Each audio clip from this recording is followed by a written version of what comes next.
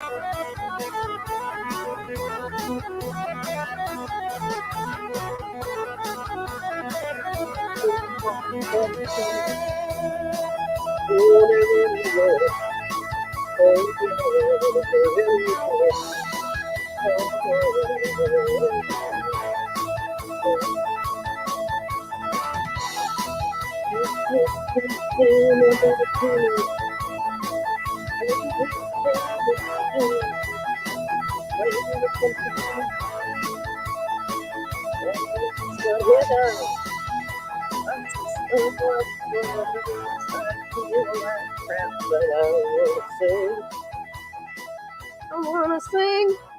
wanna sing a song for you.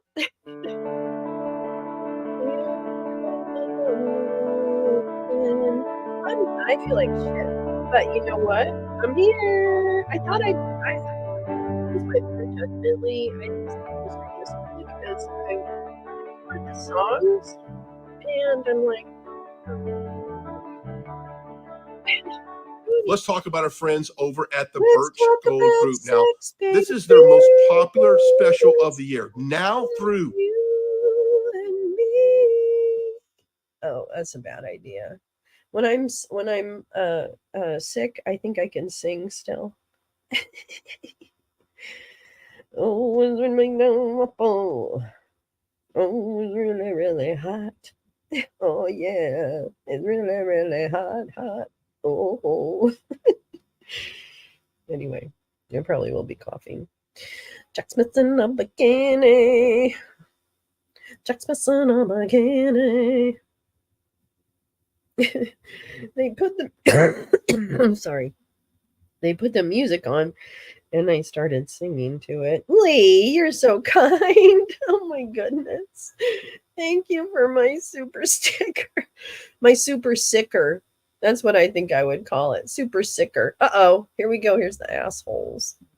Here's the assholes. Oh God, it's Alex. Gala. Everybody here, guys, we're going to go insane for the Ukraine tonight. I hope you're ready. I hope you brought your Hunter Biden party favors because we're going to need it for the after party. But before we get to all that, we have to take care of some business, folks.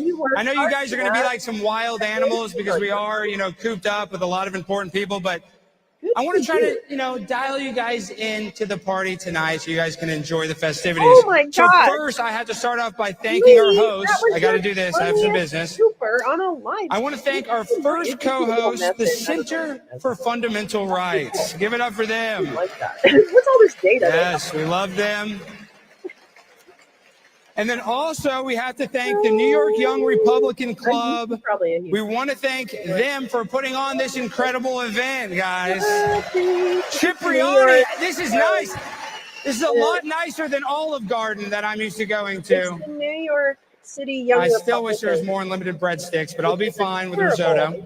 Organization. So I want to thank all of the most important people. We got to thank Stephen Bannon, obviously. He owns. We want to thank David Bindles for this. Thank you, David. Oh my God, I don't know who David is. Benjamin Geller, thank you so much. Want to thank Alan Jacoby Jr. Thank you, Alan. We also want to big shout out to Raheem Kassam. We love you, Raheem. No, I don't. And also David Lipsky and Casey Lipsky. Give them a round of applause. Hi, easily. And then Artur Sionov, John H. Sweeney, and Garrett Venturi. And last but not least, we got to give it up for Joshua Eisen, all right? So give it up for Joshua. We love you. And then we also need to thank our international media partner, the Deutschland Courier. So thank you to them, guys. Yes. Okay. All right. Now, the after party is going to be really insane for the Ukraine. That's tonight, and that's put on by the National Pulse. So thank you to Raheem for that as well. So give it up for them. All right, now Alex? The festivities are about to begin, but I need everybody to rise. Alex? We're going to have the Veterans Caucus Chairman, Michael Munoz, out to do the Pledge of Allegiance. So please rise.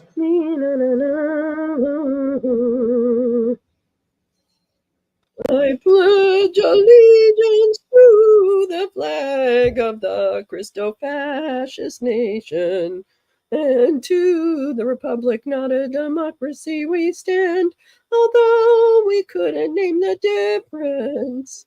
And then we will be kings of the universe.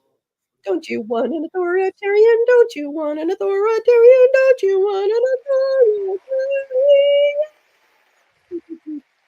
That's the new one. I just wrote it. Oh, whoops. All right, guys. Now we really this woman, she was Ginger Lucky. Now she's Ginger Gates. So I think Matt Gates was the lucky one. And then also Nisi Vasa to come out here and perform the national anthem. Give him a round of applause, folks. Wait a minute. Wait, are they both singing? Wait the fucking minute. Pledge to the cult. Hey, Jen. Oh, say, can you see by the lawn's early dart? Wherefore art you my keys? I thought I left you in the hallway. When I got to the store, I'd forgotten my money, and I forgot I could use that thing on my phone. Oh, say, do you have any compassion for the hearts of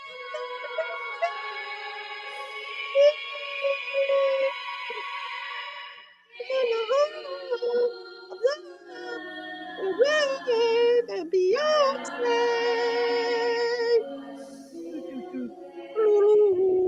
Oh, holy night, the clouds are solid.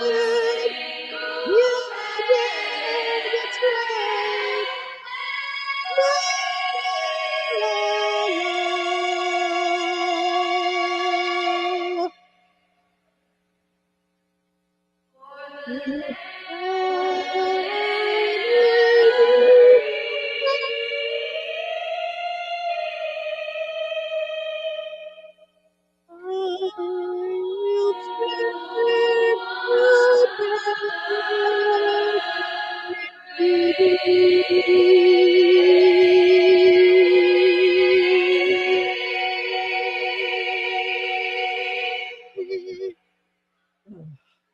Hey, USA!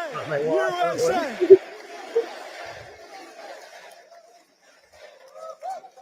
Wow, that was awesome. Give it up for those ladies. All right. Give it up for the lady. Incredible. That's the lady.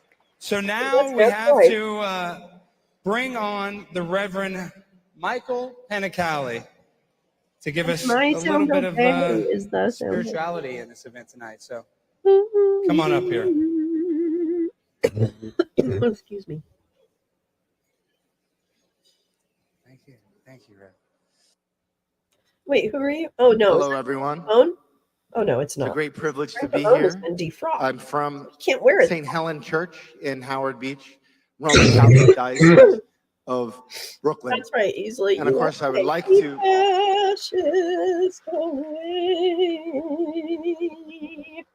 I know no one has touched a single morsel of food before we prayed. I know that. So I just ask everyone to please stand. Okay, well, I'm going to do this. I'm going to do it for him.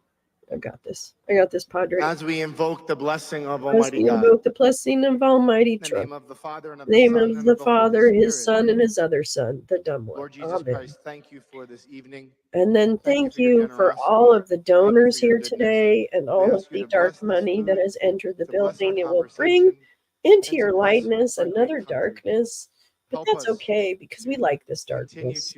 So then, when I was 16, I thought I will run away and join the circus. But no, I didn't. I became a those values in our country and throughout. And then in the our world. country, I would like Lord complete Jesus, we ask authoritarian that you control, dear forgive baby us Jesus. You of know, our the one sins that's white. that we And then I would may like have to smite committed, all of our leftists especially and those Democrats that so violate that human there will life. not be a line And we at the just ask you, Lord, to Starbucks continue for to the guide pumpkin us spice latte in your that I goodness desire so and to badly, bless us Lord.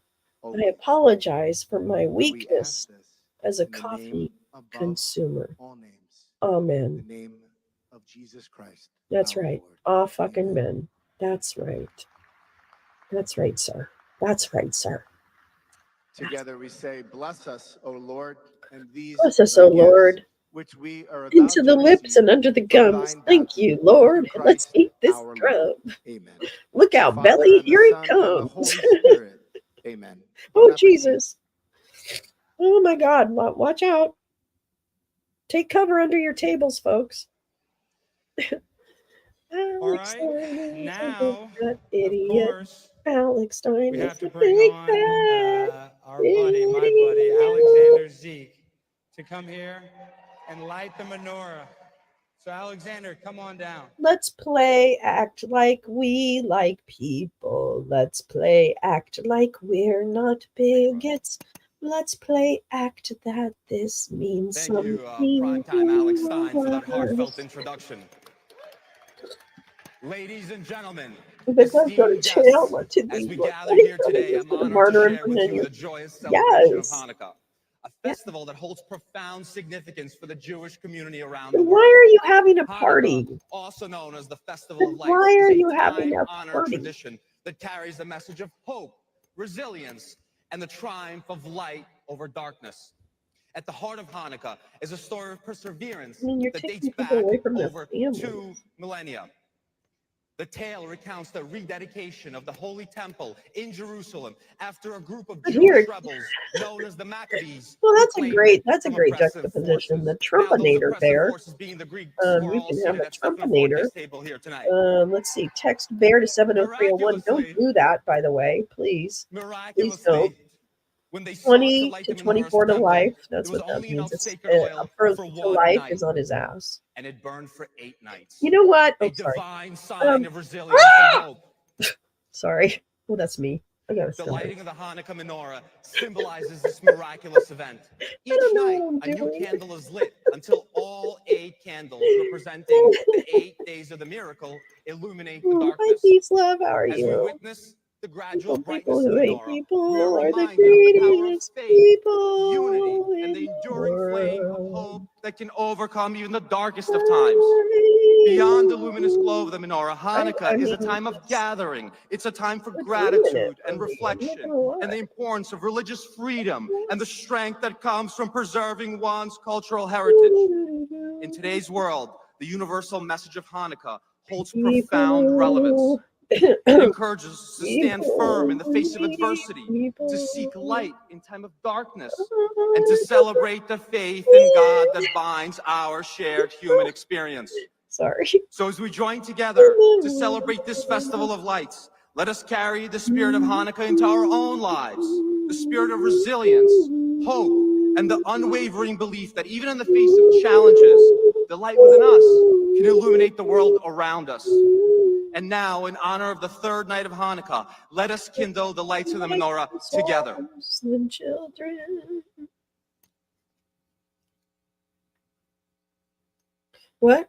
Oh, okay, bye. Bye. Children are very special people.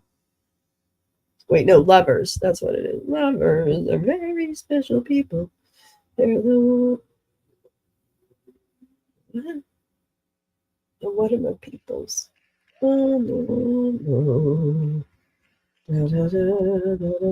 Oops, oops, oops. God says no, not today. Not today. God says nope. Mm-mm. No, you don't. No. It's not happening. Oh, there we go. Okay.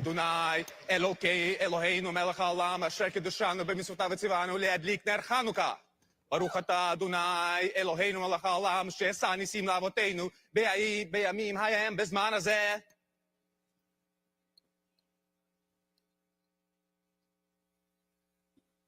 Now can we talk Jewish laser beams? They like to start. We didn't start the fire. Yeah, I don't. I mean, this is a ceremony that's important, and I don't think these are serious people. But I don't know. Maybe he is. I don't know. I don't get it. No. Everything is for the show. Now is the time, ladies and Everything gentlemen. is for the Happy Hanukkah. show.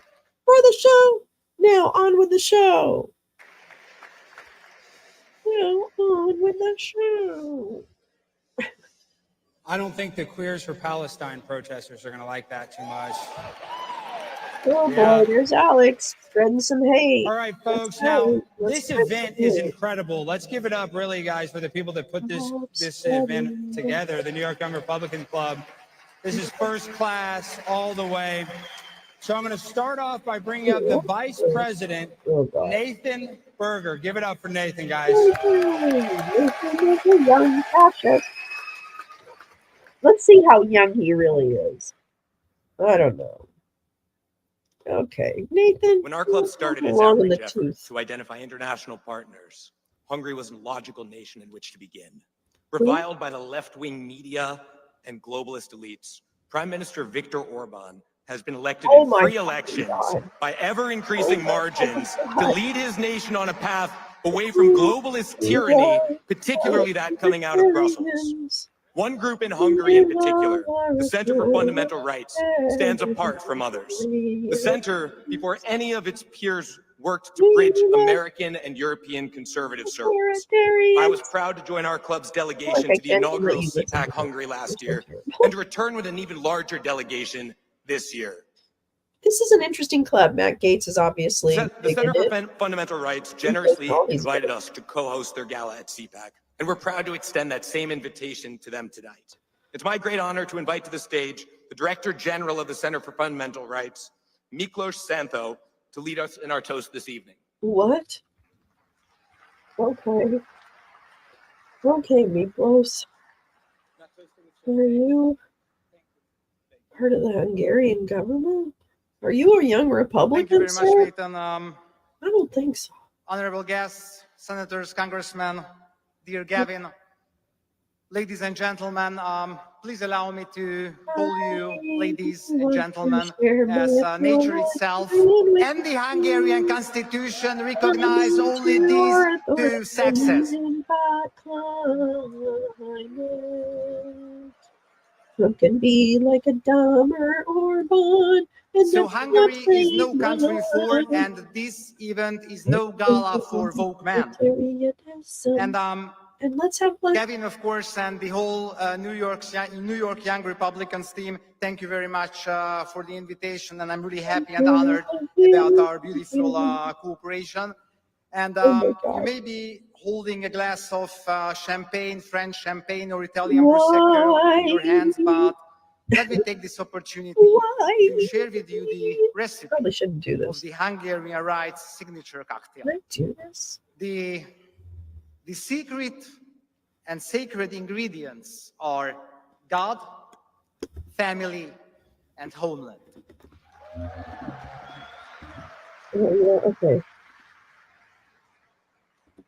Our commitment to the traditional Judeo-Christian community is the basis of the entire blend.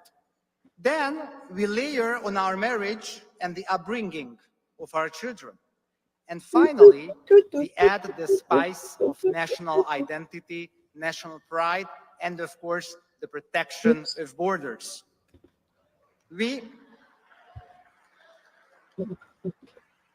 steer the mix, definitely not shake it. Because yes, we are radical when it comes to our signature cocktail. Perhaps being radical is our soft power. But we are part of the West.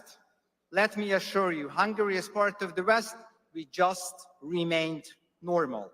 And together with the serious hard power of our American Republican conservative friends, we can combine our gastropolitical know-how and serve up everyone's probably favorite hilarious, but politically incorrect drink, I feel like the sweet liberal tears. Cheers. And a bobblehead, a Trumpinator bobblehead too. So Merry Christmas, you all. Happy New Year. Because next year in the US and in Europe, we're in Hungary. We will win and they Hungary. will lose. Thank you very much.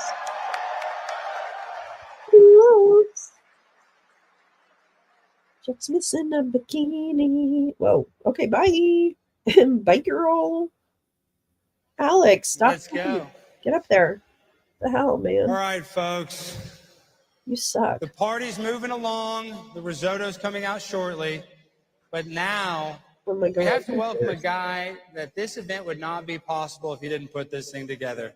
But before I bring him up, I want to give a shout out to Gavin Wax's grandmother, Nona. God, she's 99 years old, and she's here this evening. No. Give it up for her.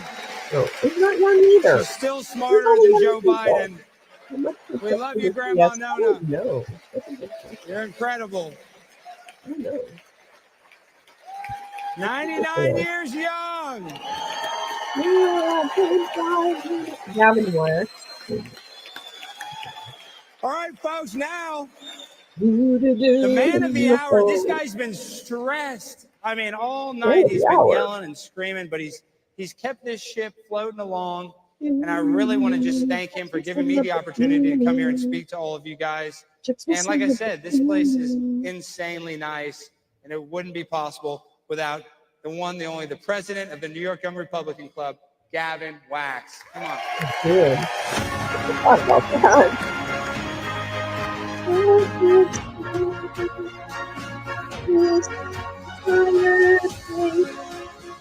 And I wished they would all. Thank you all. Thank you all, Alex. You're too kind.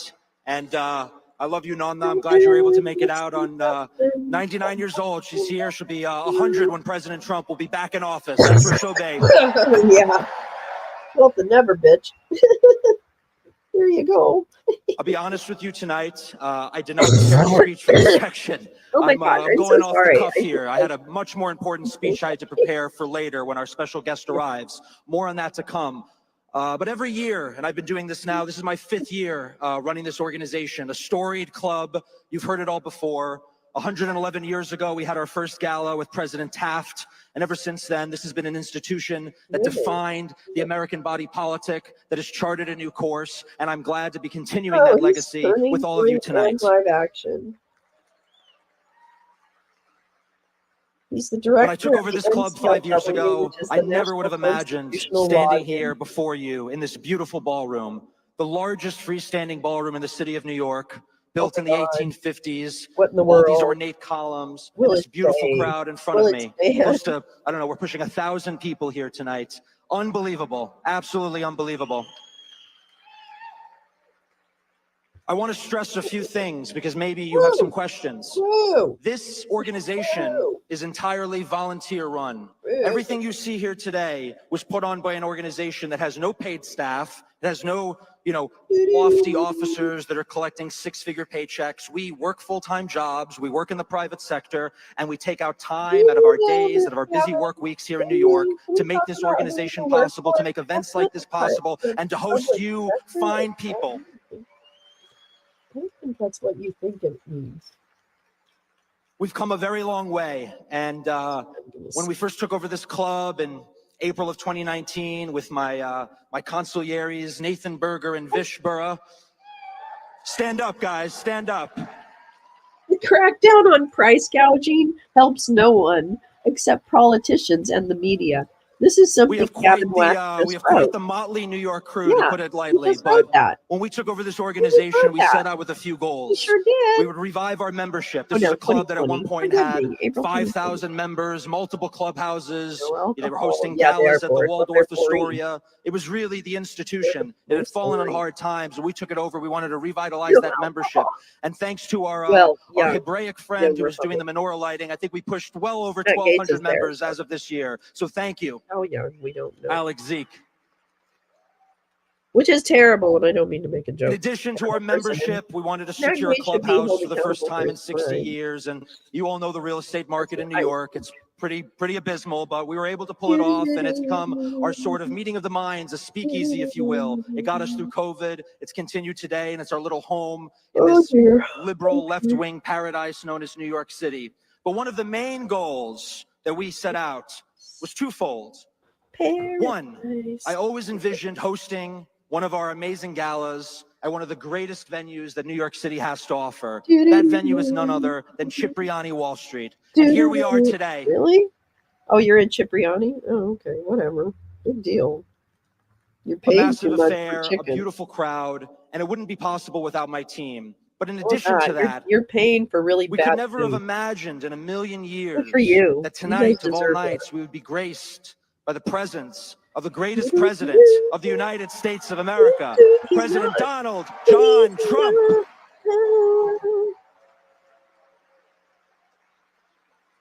Why is he great? Why is he great, Captain? It is an honor to be hosting him this evening, and he will be arriving shortly for dinner. But I cannot stress to you that this is an incredible honor, an incredible feat for this organization. And this is a man that understands loyalty, that respects his friends and allies. And this club will continue to be a friend and ally to our greatest president, President Donald J. Trump. I thought young people didn't believe in loyalty. So tonight we got our two goals. We have a gala at Cipriani Wall Street, and we have President Trump. I can't imagine a better night. I can't wait for it all to be over. It has been stressful, but I need to thank my entire team one by one, because that's what we do, because we're a club that honors each other, that works together, and we're going to continue to work together to continue to grow this organization, to reach new heights, to reach new membership goals, to continue to grow, bring more dignitaries, build more international partnerships, bring in more great minds of this conservative populist movement, continue to make headlines, and continue to make waves. We are not going to stop. I hope you don't stop, and I hope you're with us all along the way.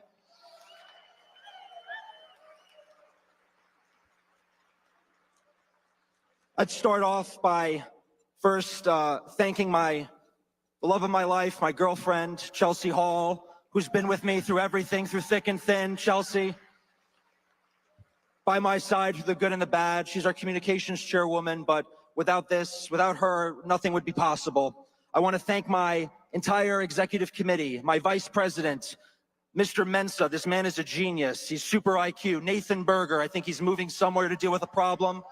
Nathan Berger is solving. He's a great guy. Our treasurer, Claire Walsh, who's keeping the books balanced. We are totally above board financially. Sure. Why'd you laugh? My corresponding secretary, Alana Marcus. Alana, thank you for all you do. My recording secretary, Nick Tan. Everyone stand up as I call you. Nick Tan, thank you for all you do. My executive secretary, Viswanag Burra from the great borough of Staten Island. My sergeant at arms and my co-author in my upcoming book, The Emerging Populist Majority, Iraq War veteran Troy Olson. Troy, thank you for your service, sir. Really? Advisory Committee Chairman Mike Bartels. Mike, you did a good job on check-in. You didn't mess up. Are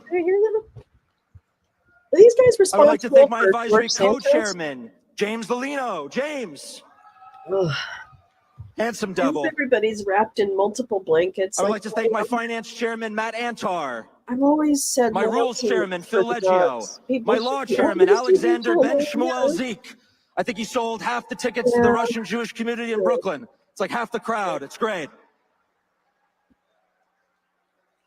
I would like to thank our speakers chairwoman, Haley Prudenti, and co-speakers chairwoman, Michaela Carey. Our socials chairwoman, Juliana Lombard. They're so boring. Our membership chairwoman, Asha Etherton. Voice already. She just got married in Mar-a-Lago. Beautiful ceremony. Mazel tov to her. The chairman of our Black Caucus and our philanthropy committee, none other than Jude Sumfun. Jude, stand up. Oh man, I'm going off ad lib. I'm trying to remember all the names. Ben Geller, our chair of the board of advisors. Ben, thank you for your help. Okay, are we done with the thank yous? God. It's a dork fest, and it's the most boring thing in the world. Becky Oliveira, design it's chairwoman. chairwoman. But I'm sick. You're gonna get a big show later. Thanks, Lolo. Taking care of kiddo tonight. I'm forgetting names, but I don't want to keep you here all evening. The team is fantastic. The team is growing. We're here with you. That's fun. And we're going to remain here. We're going to continue the fight deep behind enemy lines. We're not going to stop. We are not scared. We are not afraid. We will be on the streets. We will be knocking doors. We will be winning elections from Queens to Brooklyn. Cheers to Vicky Palladino, 20-point win. Cheers to Ina Vernikov, 20-point win. It's not going to be a 20. We flip seats. We host great parties. We know how to run an organization. And it's about time that the party starts to take some cues. Maybe they can learn something from a young Republican group. Get off their high horse. I agree. But we're going to keep winning. We're going to keep fighting. And thank you all for being here tonight. God bless America. God bless you all. And let's make America great again. God has Thank nothing you. to do with it, sweetheart. He or she or it or whatever, I don't think it's real. Doesn't give a shit. Doesn't give a shit. Doesn't give a shit. Anyway, I was watching this and they played my favorite songs, you know, the RSBN songs. Like Hot Fed Summer came on and I was like, oh my gosh, I gotta sing. Yuck, I know. Hi, Clay. Hi, Higgins the Great. I know it's ooh. I know it's ookie. Ookie.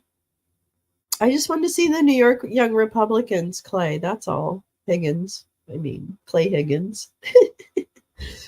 The Grape. I'm going to call you Clay Higgins the Grape. Where's Rudy? He's not young. Ginger Lucky, though, co-sang the national anthem with another person that I don't remember what their name was. But we made up different words about kombucha and going to the store. Let's talk about our friends over at the Birch. Let's talk about our friends over This is their most Gold popular Place. special of the Now year. we're Now going through to the Gold December 22nd, Place. for We're going to the $5,000 Gold you spend Place. with the Birch Gold Group, they'll send you a 1-ounce silver. Like Eagle literally, coin. I'm gonna do this because this was the best part. Was all the songs. Hold on. Wait, no, it's back here a little bit. Hold on. Come on, kitty. We did do, and then we're gonna take over the country. Yes, and then we they will love it. Everybody will check all of the Ladies and gentlemen, please return to your seats. Wait, where was that? Oh, here we go. You guys remember this. Come on now. Here we go. And he comes orange pen. He's really ridiculous. And nothing can happen. And he's gonna get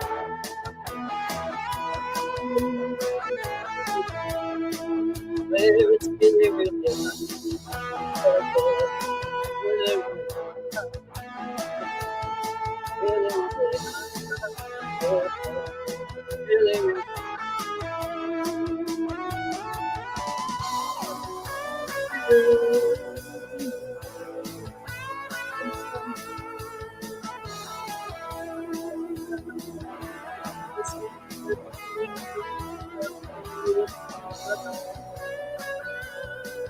It's not that summer.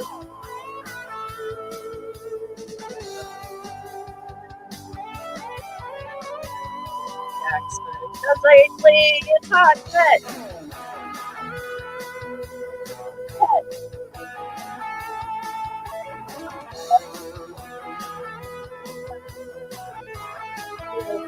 This time of the life.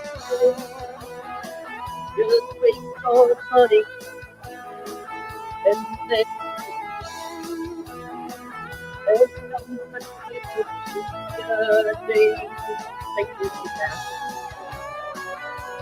it's hot in Miami.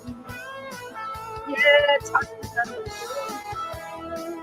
It's gonna be hot. It's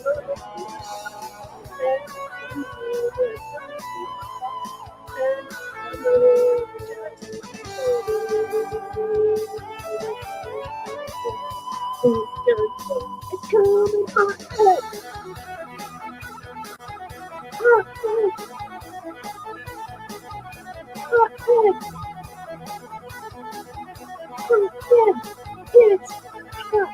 It's summer, and it's gonna be a winter.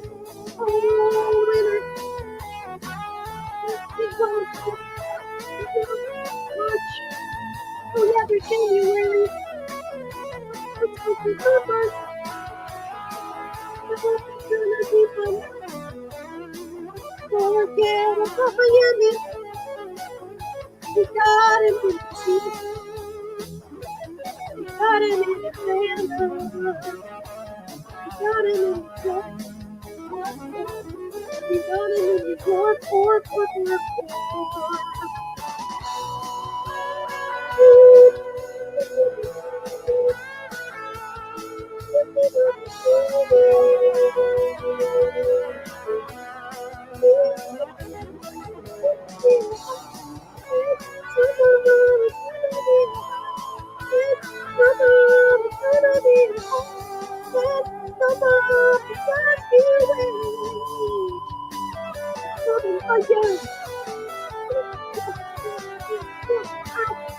You need to repeat it.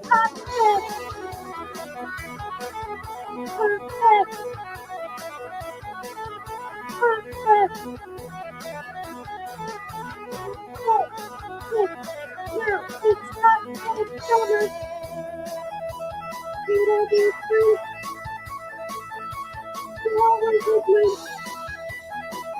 It's the hot and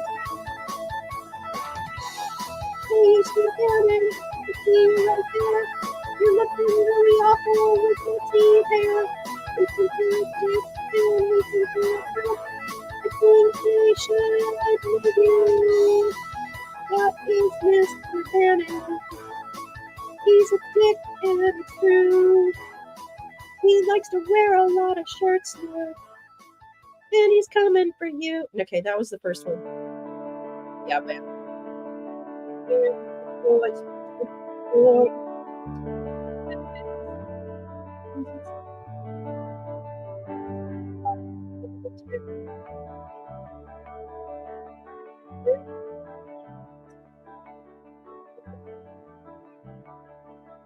Authoritarian.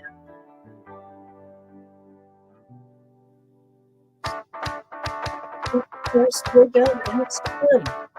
Speak fun, love, stuff, and fun. And I'm really grateful. And it's so great.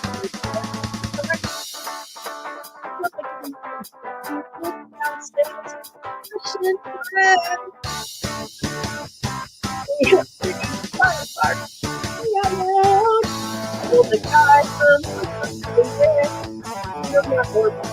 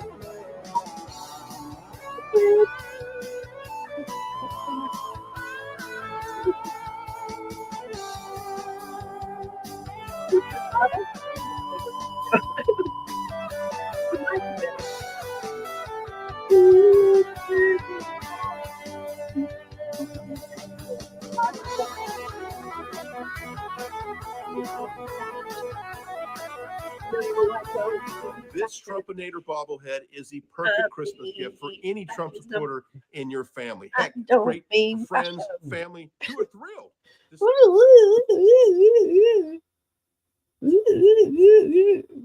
I'm Tintin and I sleep with troglodytes. I'm not feeling very generous tonight, Brian. I need to find the I mean I talk about this all the time, so I am bragging, and I'm sorry that I'm bragging. But my brag when it comes to Brian Glenn is that I've been torturing him for quite a number of years. I've been torturing him a lot. He's not no, wait till he turns. His hair is Tintin, 100%, Max, 100%.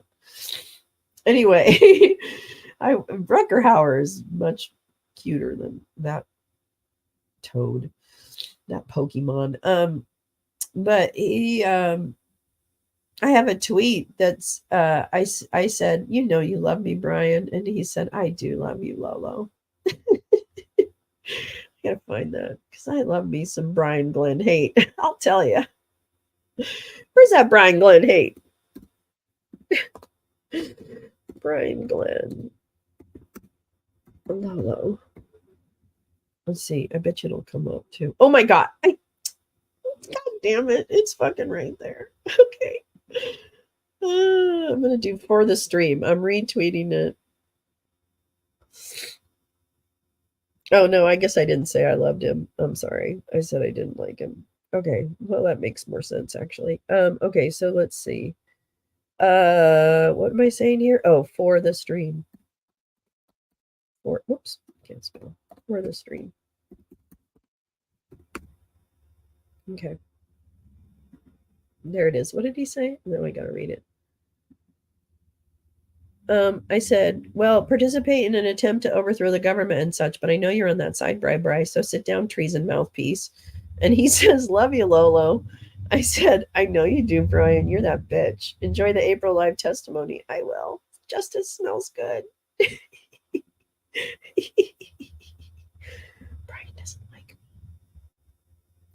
Well, now, didn't he make a big thing about how scary, what's his name's? I know, he sleeps with MTG. I mean, this is ridiculous. This is ridiculous. All right, I'm not sure. Are they going to be music?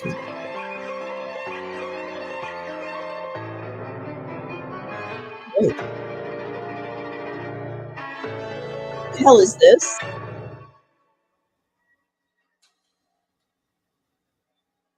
Oh, this is a gala. I mean, I will say that. So I guess I understand it. Oh, wait, what are we doing now? They took our Brandon's backdrop and Russified it. They did. Oh my God, Liz Willis is the worst. I don't know. Mike the Magnificent is pretty bad. I can't stand him. And I also can't stand the other guy. I can't remember his name now. Oh, God. I don't remember his name. All right, everybody, enjoy your food. This is a good time to eat. Make yourselves at home. Oh, because of boring speakers. Mix and mingle. But we do have to give out some awards. We've had some very hard-working people. Let's be honest, this past year's been tough.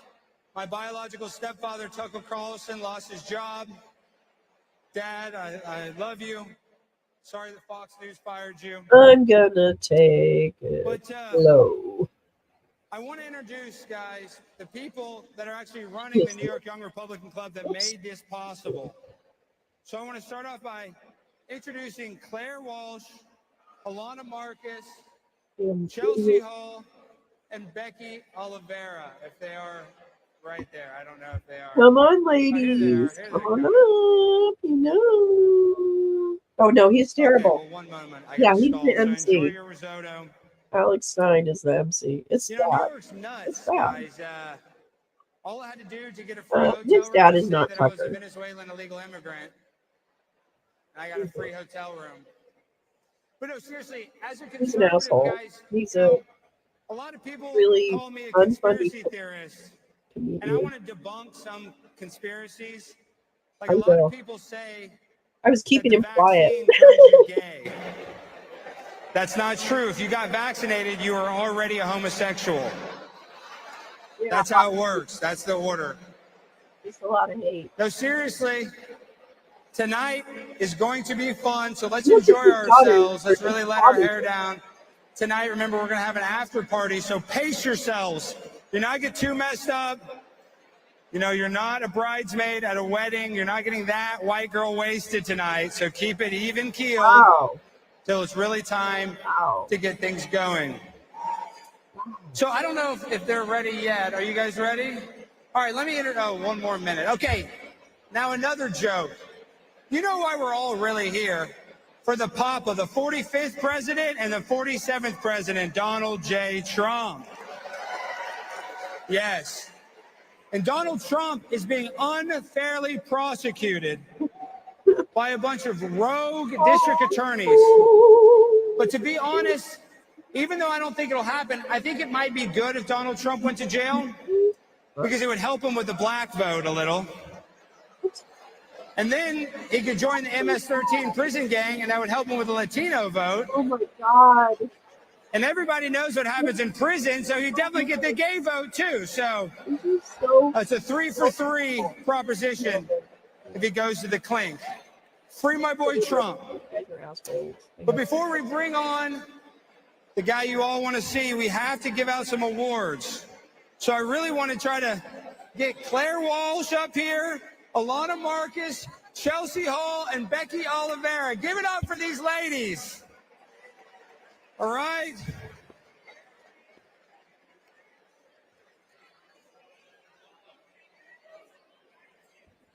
Evening. Tonight, as is tradition, we honor members of our club and community for their outstanding contributions to the conservative movement. Uh-oh, but we didn't take speech class. The John Marshall Harlan II Award is awarded to a member of the legal community for their fierce defense of conservative principles. Please welcome to the stage this year's recipient, successful attorney and President Donald J. Trump's favorite substacker, Paul Ingrassia.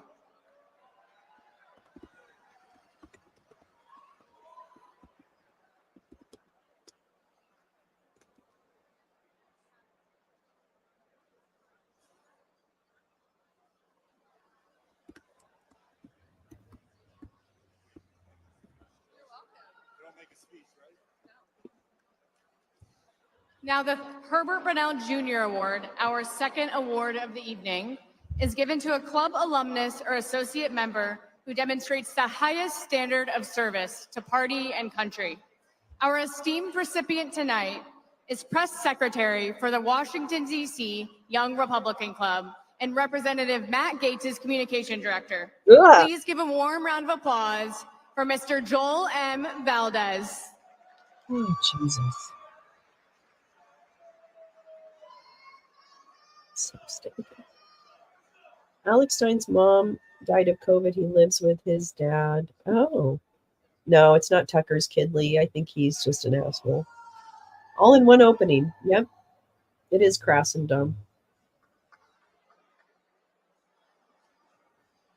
Who's the worst? But this is the other Since party. 1962, the Stanley M. Isaacs Award has been presented to a non-board club member who has made the most important contributions to advance the ideals of the club in the past year. There is no club member more worthy of this year's award than the man who led the charge that delivered our very own Councilwoman Vicky Palladino a resounding 20-point victory last month in a district with an 8-to-1 Democrat to Republican registration advantage in President Trump's home borough of Queens. Known for his quick wit, sharp suits, yeah, he is. He's just and his bombastic speaking style, this year's Stanley M. Isaacs Award goes to none other than the great love of my life, Stefano Forte. Oh. Is that Tina Forte's spawn? Oh, well, I don't think I need any fascists recreating, so that's fine. She's rad trad. You know what I heard today? I heard a really weird thing. I was watching the Stupid Chicks on the Right, that show that I like to mock. But here's an interesting fun fact. So they were looking at TikToks, and they showed a TikTok of a guy talking about rad trad kind of ideals. And these ladies actually said, The night is moving along smoothly so far. No big hiccups. All right, so I haven't crashed the plane yet. We're just going to try to have a smooth landing here in a second. And I know you guys are all waiting for the big daddy Trump, but he is going to be here shortly. Daddy Trump will be here shortly. But before we bring on Trump, I want to reintroduce the New York Young Republican Club's Vice President, Nathan Berger. Give it up for Nathan Berger, guys.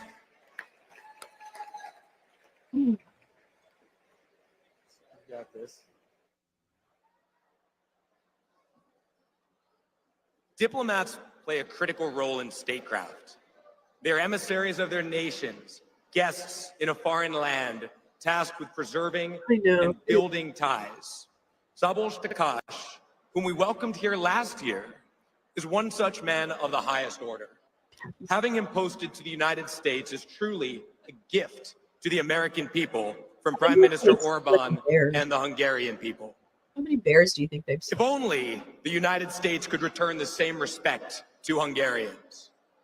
Instead, Joe Biden posted David Pressman, a deliberately provocative individual, to represent us in Hungary. Orban wasn't. Pressman is a craven, sick man who despises Hungary, its traditions, and its people. Pressman sees his diplomatic career as only a stepping stone to being the next Mayor Pete, and he does that on the back of Hungarians and on the back of our ties and friendship with them. Be it issuing ridiculous statements attacking his host nation, gathering sordid internationalists with track records of fomenting color revolutions in Budapest, or making baseless attacks against the freest and fairest press in Europe, Pressman has done it all. But through it, the Hungarian people continue to show their hospitality, and it is our privilege to extend the same to them here tonight.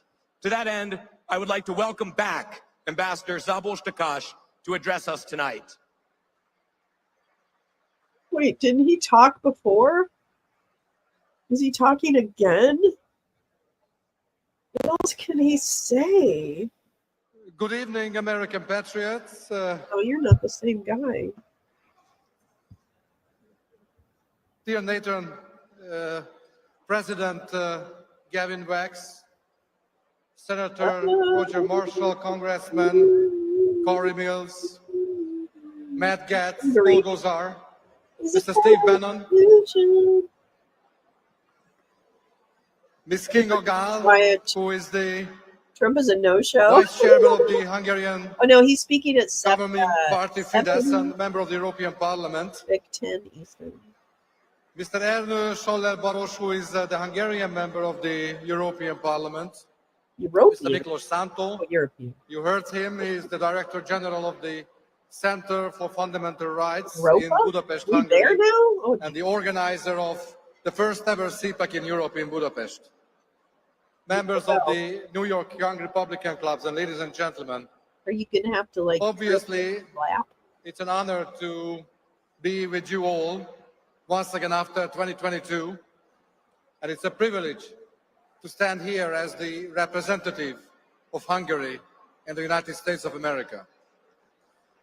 Well, that's dumb. I believe it's fair to say that the New York Young Republican Club is probably the most efficient and most engaging Republican club in the whole country. Paw Patrol's probably preferable to this part. And we truly established quite a friendship with them during the last couple of years. In fact, I think this relationship with the club is also one of the best examples of much greater achievement with the United States of America at large. And also, as the ambassador of Hungary, let me take the opportunity to promote my compatriot, the artist, the violinist Zoltan Maga, and you have heard the name rightly. It's spelled M-A-G-A, Maga. I told him that, man, you will make a great career among these folks with this name. That's terrible. I'm very proud that he's playing for us today. Terrible. And I'd like to also use this opportunity to, in front of you, express our deepest gratitude and deepest appreciation to the 45th President of the United States of America, Donald Trump, for his friendship and for his support to Hungary. Take pictures and for all the success that we managed to achieve as two countries together during his first tenure, including the historic signing of the Abraham Accords and also a defense cooperation agreement between Hungary and the United States of America. Under President Trump, we were treated as valued partners and friends, and we will not forget that. We are thankful, and I'm bringing the personal message of thanks from the Prime Minister of Hungary, Viktor Orban. Take a step into the gutter. Since then, many things have changed. The world has turned upside down. Has it? The lack of strong global leaders resulted in chaos and calamity. We have a 20th century war in our imminent neighborhood, which is threatening the security and safety of Europe as a whole. And terrorists have taken over the guiding narrative in the Middle East. Rampant anti-Semitism in many cities in Western Europe and also in this country, the United States of America, has reached a level unseen from the Holocaust since that time. I'm finding a hard time believing. And in the meantime, illegal immigration, many of them with a hostile intention, are banging on the doors of our borders, supported and financed by the promoters of who they call themselves the open society. But the Hungarian leadership has not given in, and we will certainly not give it up. The globalists sometimes call us the black sheep, but in fact, we are not the black sheep, but we are an early bird. And we are, I think, an early bird of a new dawn, hopefully both in Europe and in the United States of America. In these challenging times, we need friends like the New York Young Republicans. And I'm very proud that I can present a certificate of our friendship to the President and to the Young Republican Club for really doing an outstanding job in deepening and strengthening the public policy cooperation between the US and Hungary, and especially for fostering very successfully an institutional collaboration between the conservative movement in the US and also in Hungary. Sometimes our political adversaries also call us odd. We might be odd in their eyes, but we like odd numbers. We like the number 45. We like the number 47. And we like leaders who respect their own country. We like leaders who respect their own identity, their own past, their own history, who respect their families, and who respect the genuine freedom of national sovereignty. We like leaders who are fighting for the future of their ideas and who are fighting for the future of their community. Just 2 days ago, the first lights of Hanukkah was lit, and tomorrow is the second Sunday of Advent. Let me conclude my speech with what the Hungarian Prime Minister Viktor Orban always reminds us. We should always remember that God is above all of us, and for us, Hungary is in front of all. Hungary first, America first. Long live the past and the future cooperation between the great nation of the United States of America and the great nation of Hungary. I wish you a very blessed, Merry Christmas and a joyful, successful and jubilant 2024. Thank you very much. Let's talk about our friends over at the Birch Gold Group. Now, this is their most popular special of the year. Now through December 22nd for every. Oh, Jesus Christ. I thought I was going to die there for a minute. Oh, my goodness. Isn't that so much better? Well, Tintin, I think that's an older picture because his hair is a little more tied around the sides now. But yeah, that's good old Brian Glenn. Oh, with the really awful, and is really. Yeah, I'm sorry. I know this content is offensive. But I wanted to see the New York Young Republicans, and I wanted to see who was speaking at it, and now we are. And I wonder, I don't usually stream Trump speeches, but I thought I would this time because I wonder, given who's in the room, like Bannon, Gates, et cetera, I'm kind of curious to see how unhinged his speech is. So, but here we go. Back to the beauties, the sirens, of the personal comfort, ambition to stretch beyond perceived limitations, and strength to withstand unimaginable opposition. More passionate speeches. Lead us back on Senator Twitter. Roger Marshall, MD, from the great state of Kansas, has dedicated his life to fighting for the American people as one of the most conservative Republicans in Congress, as a physician for over 2 decades, and as a military officer, putting his life on the line in the name of our freedom. Cover the whole screen. It's the New York Republican. It is my honor and privilege to present the Philip J. McCook Award to Senator Roger Marshall. I wanted to watch it, and I'm sick, and I wanted to not be. Who's the prom queen? The New York Young Republican Club presents this award, named in honor of one of the club's founders and presidents, to an individual who has demonstrated a commitment to service that champions conservative values and upholds the traditions that make America the greatest nation on the planet. I over it about going to the store to get kombucha. So I think we saved ourselves. From his bravery in fighting against wokeism in the military that threatens our national security, I can't remember to what his I changed, advocacy but I think I for changed parents' rights everything. in the face of a radicalized social agenda indoctrinating our children. Senator Marshall is the embodiment of courage during the most significant corruption, cultural devastation, and degeneracy that this country has ever seen. Dark Pam. Whether he is fighting for his patients, his constituents, or the American people as a whole, Senator Marshall's service to this country is a reflection of who he is beyond his many accomplishments. As an unapologetically America First elected who has been on the front lines of some of the conservative movement's most difficult battles, Senator Marshall every day makes the conscious choice to tackle the DC swamp, to root out the moral, political, and cultural corruption plaguing our society and poisoning our people's spirit. Senator Marshall's service is a reminder to all of us that the most important thing we can do to help conservatism is to run unwaveringly towards the fire to save our great nation.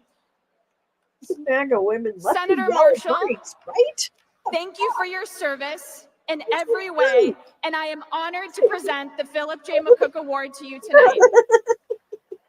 On the BQE. You just take the exit off the BQE and you can meet up with Tammy at the Jiffy Lube in Queens. Yeah, you sure can. You sure can. Oh, I want to hug you. Wait, come here. I want to touch you. I want to touch you. I want to touch you. Oh, wait. I don't want to touch you. All right, Nicole, thank you so much. Hello, New York. Oh, hi. I'm from Kansas. Roger Marshall is the United States. We're not in Kansas anymore, Toto. Let me tell you a little bit about Ross. No, I was just excited all the diversity here tonight. I didn't think a person, a Duke graduate like Nicole, a person from Kansas University could share the same stage together, but it looks like we're doing fine so far. Gavin, congratulations. Where's Gavin? What an incredible gala tonight. Let's see. And is this Chelsea? Gavin, you need to put a ring on this. Did he say girlfriend? Oh, see, I told you would have. No, ring. You need to. That's what's next. Good luck. She looks like a beautiful lady. Yeah, why don't All you right. highway after the show? You know, it is truly great for me to be here with the young Republicans of New York. And I just got to tell you that to be in a room full of young conservatives gives me hope that common sense and traditional American values cases still of rape exist. and incest. Including cases Ronald of Reagan rape once and quipped. incest. This man. Folks, this is Ronald Reagan I'm quoting here. Thank you. Ronald Reagan? Okay. I don't know. Ronald Reagan once said, the trouble with our liberal friends is not that they're ignorant. It's just that they know so much that isn't so. So let's set the record straight tonight, shall we? I'm joined by my wife, Lena, tonight, and we celebrated our 40th anniversary this year.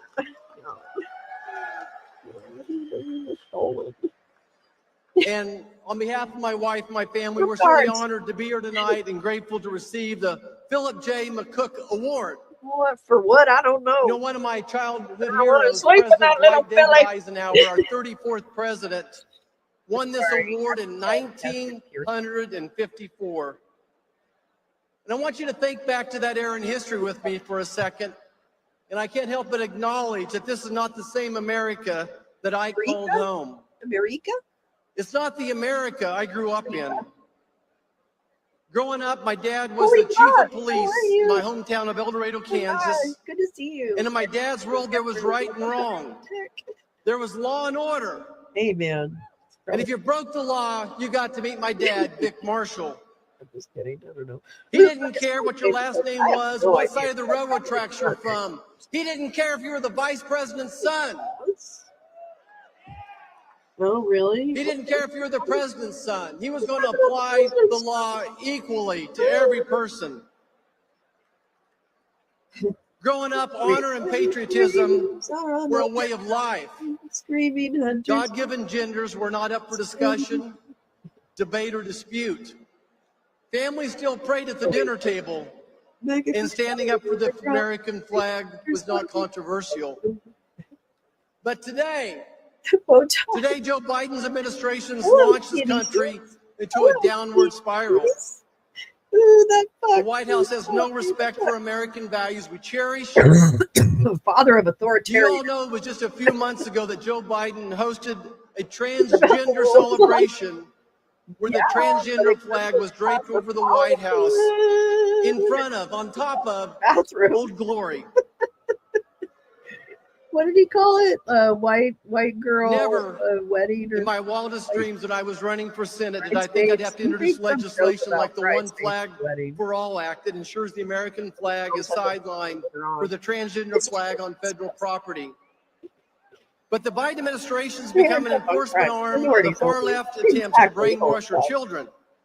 It silences our parents, it weakens our militaries, and promotes irreversible surgeries in the name of progress. I can tell you as a physician, I delivered over 5,000 babies. Only 5,000? How old are you? My God, when did you start? And one of the greatest moments is holding that baby up and saying, Jesus Christ. You have a baby boy, you have a baby girl. That gender is God's will. No, I don't think so. Gender is a construct. And any decision to fight that comes out of human pride. And is the slap in the face of our Creator. Who's this flaccid muppet? In the Senate, I've been a leader against this radical transgender agenda, which is promoting child abuse and mutilation. Roger. We've introduced the Protecting Children from the Experimentation Act, which prohibits doctors from performing gender transition procedures on minors. Who doesn't believe in and the end taxpayer funding of the gender experimentation that prohibits federal funds from being used for gender transition procedures. I'm also fighting against the CDC, which gave official guidance that, listen to this, the CDC says biological men can chest feed their infants. That's about the whitest name. But make no mistake, this trans fluid is no replacement for mama's milk. And biological boys showering and changing in the girls' only locker rooms and participating in sports is what? It's wrong. It is absolutely wrong. It's not up for debate. Put your hands out of my uterus.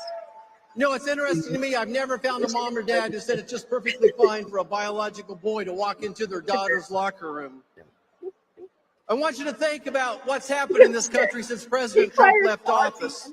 As we watch crisis after crisis unfold, we've witnessed Joe Biden destroy a recovering economy, a secure border, an energy-independent nation, and project weakness on the world stage while weaponizing our government against private citizens and parents. Joe Biden's created an unprecedented border crisis. That's humiliating. Over 10 million illegal immigrants crossing our southern border. 10 million. That ought to get you all fired up.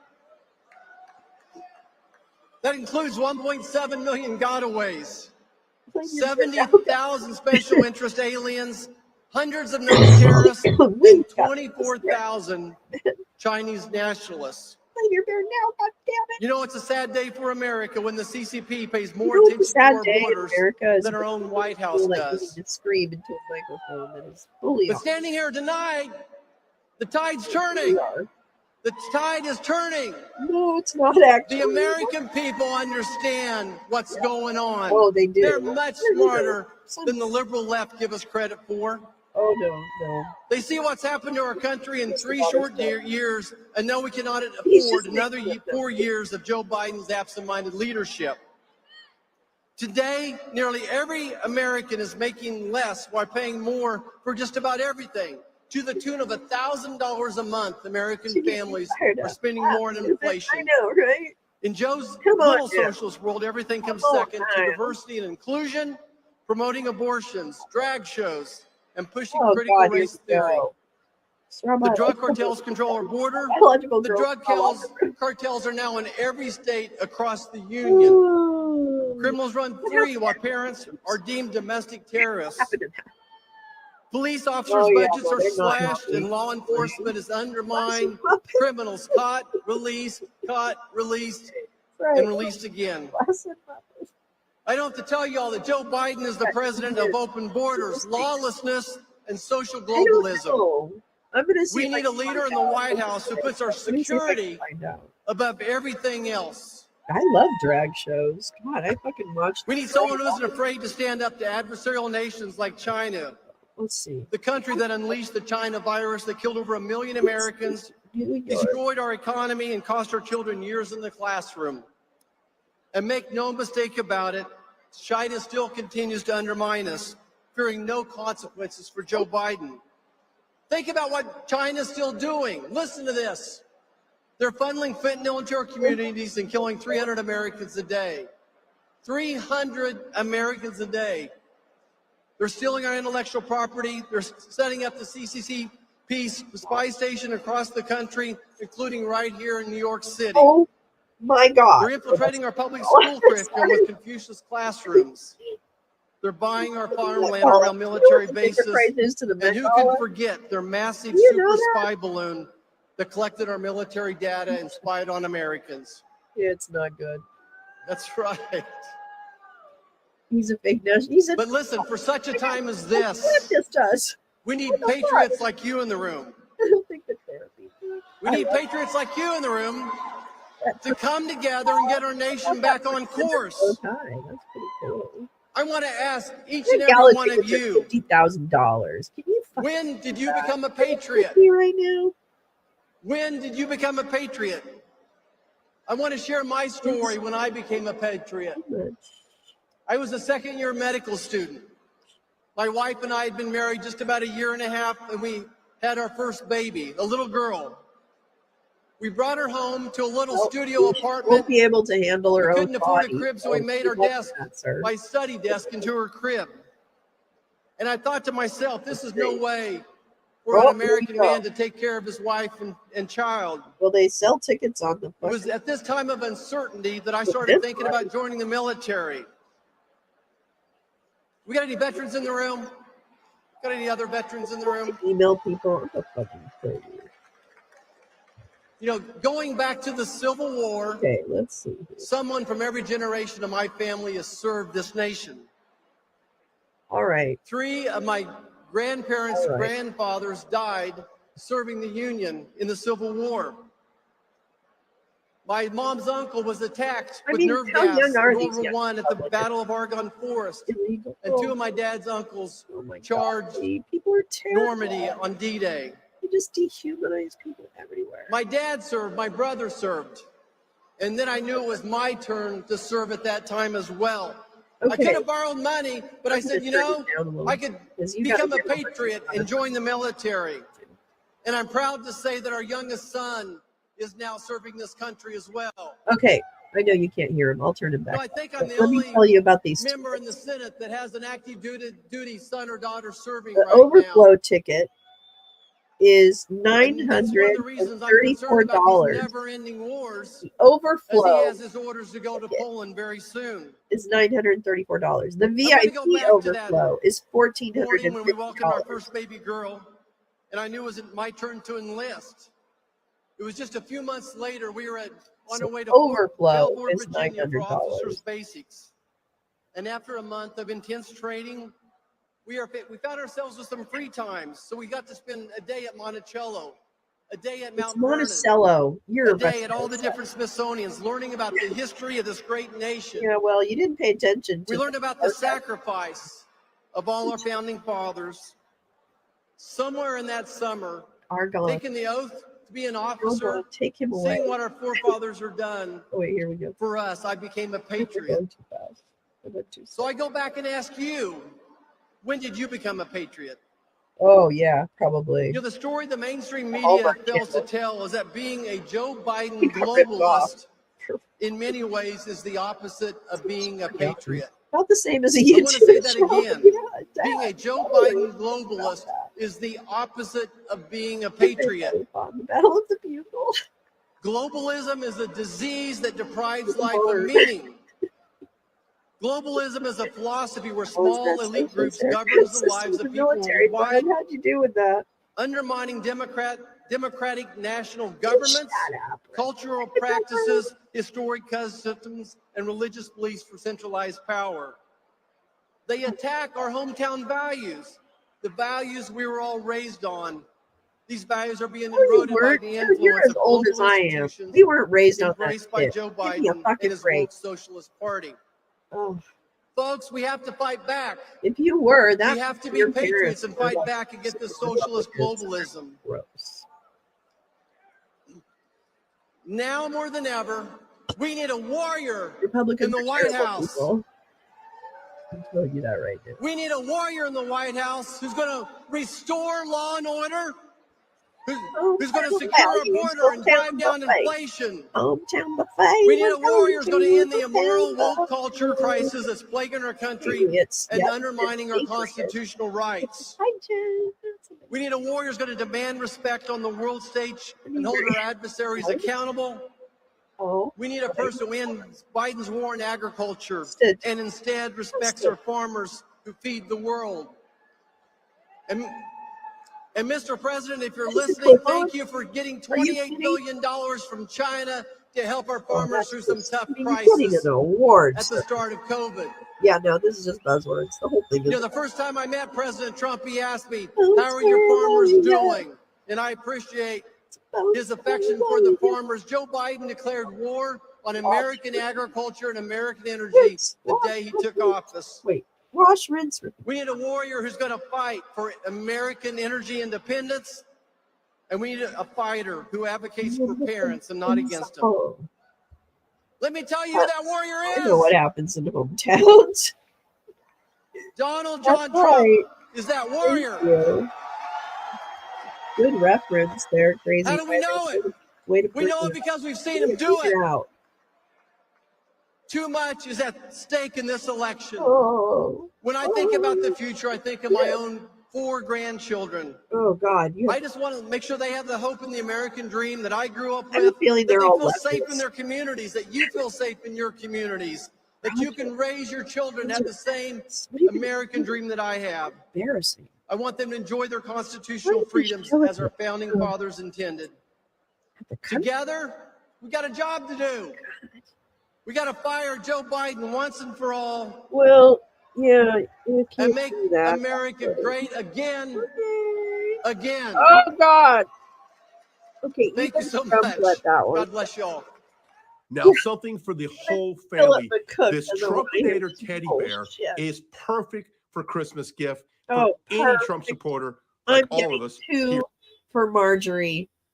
I'm getting 3. 1 for every orifice. I'm going to get 3 of these bad boys, and it's going to be fun and sun in the bedroom with Marjorie and me. That's right, folks. Get ready, because pictures are coming. Who is this? Who is the? Oh, wait. Whoops. I turned it down. Okay. Whoa, he's early. What the fuck? He's a half an hour fucking early. He's a half hour fucking early. He's a half hour fucking early. He eats MTG's ass. Jeez. Oh my God, he's a fucking bear now. Again. Definitely a problem in the today. And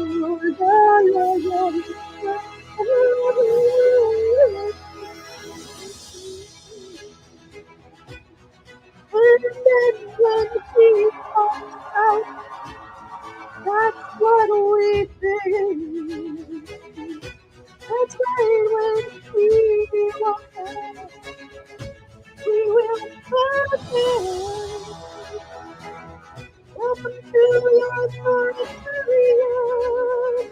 It's your moratorium.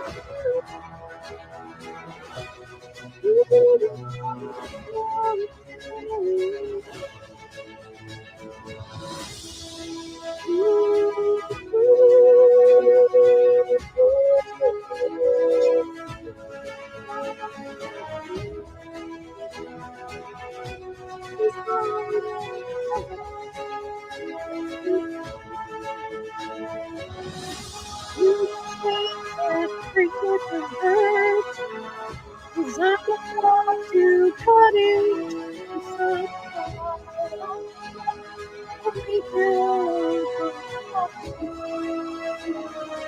it's alright if you have it.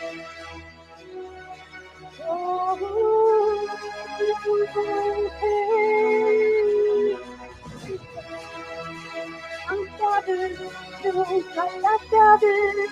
I'm the other one.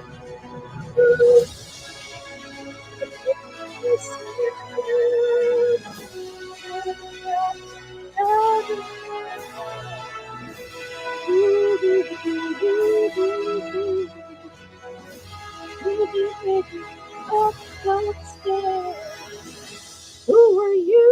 I'd like to sleep with your wife. See, it's easier to sing in my head voice when I'm sick. And then when we are done, everyone is gonna be controlled.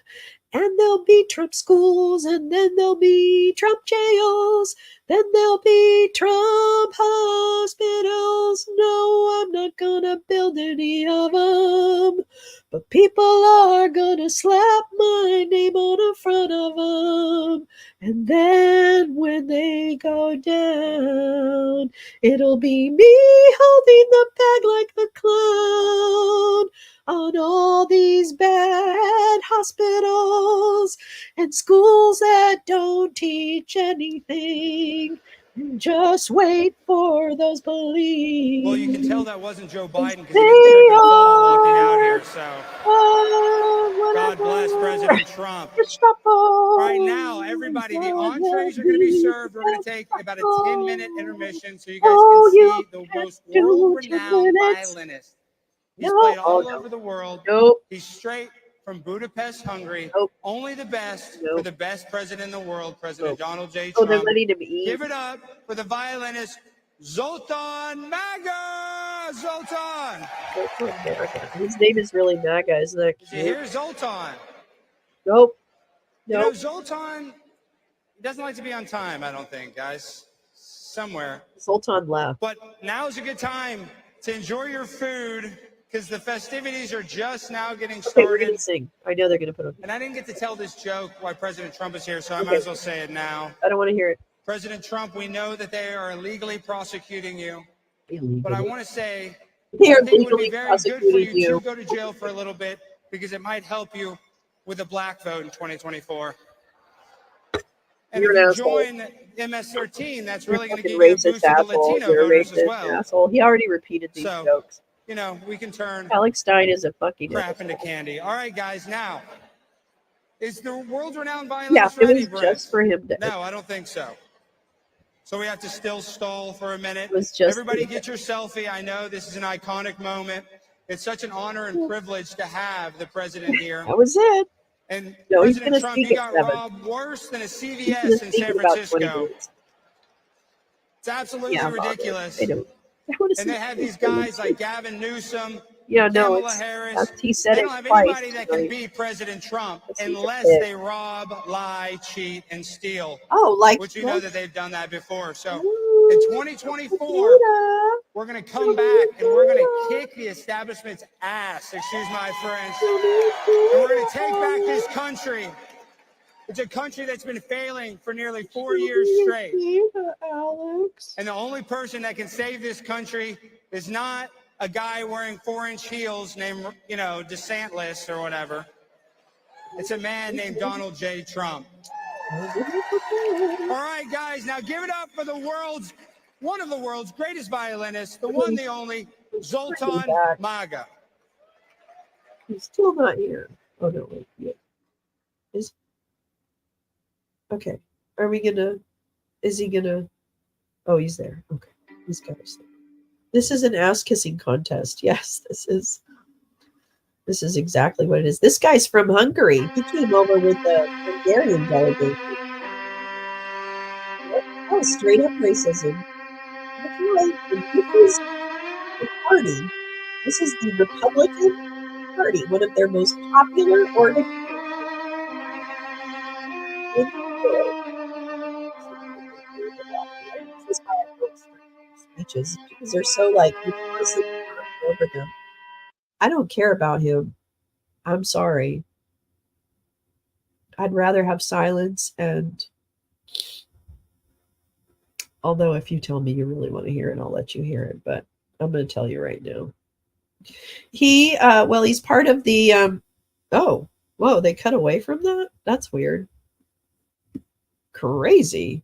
They literally cut away from the violinist. The deck of the Titanic. That's a winner, Jen. It's the deck of the Titanic. They cut away.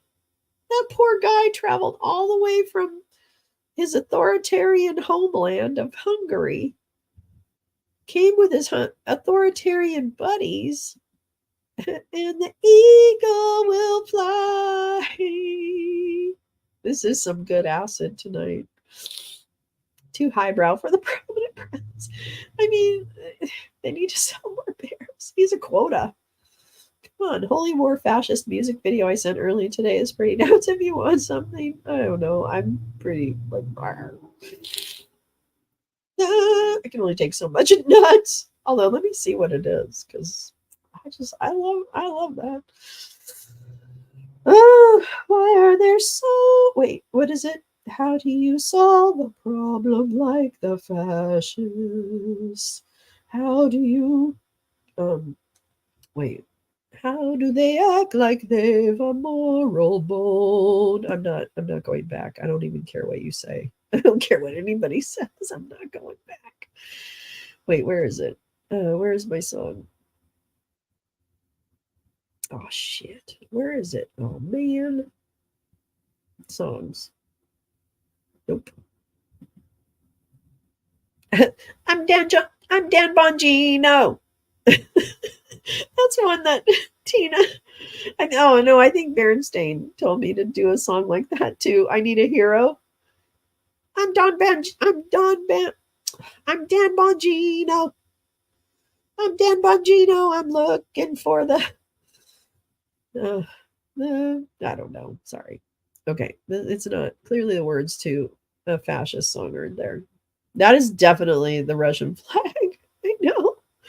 It's in Cipriani's. It's in Cipriani's on Wall Street. It's this really super fancy restaurant, which I actually have not been to, but I know people who have, and they said the food is shitty. So I'm kind of like, of course the Bears are wired. It is. Come on now. That's not Russian.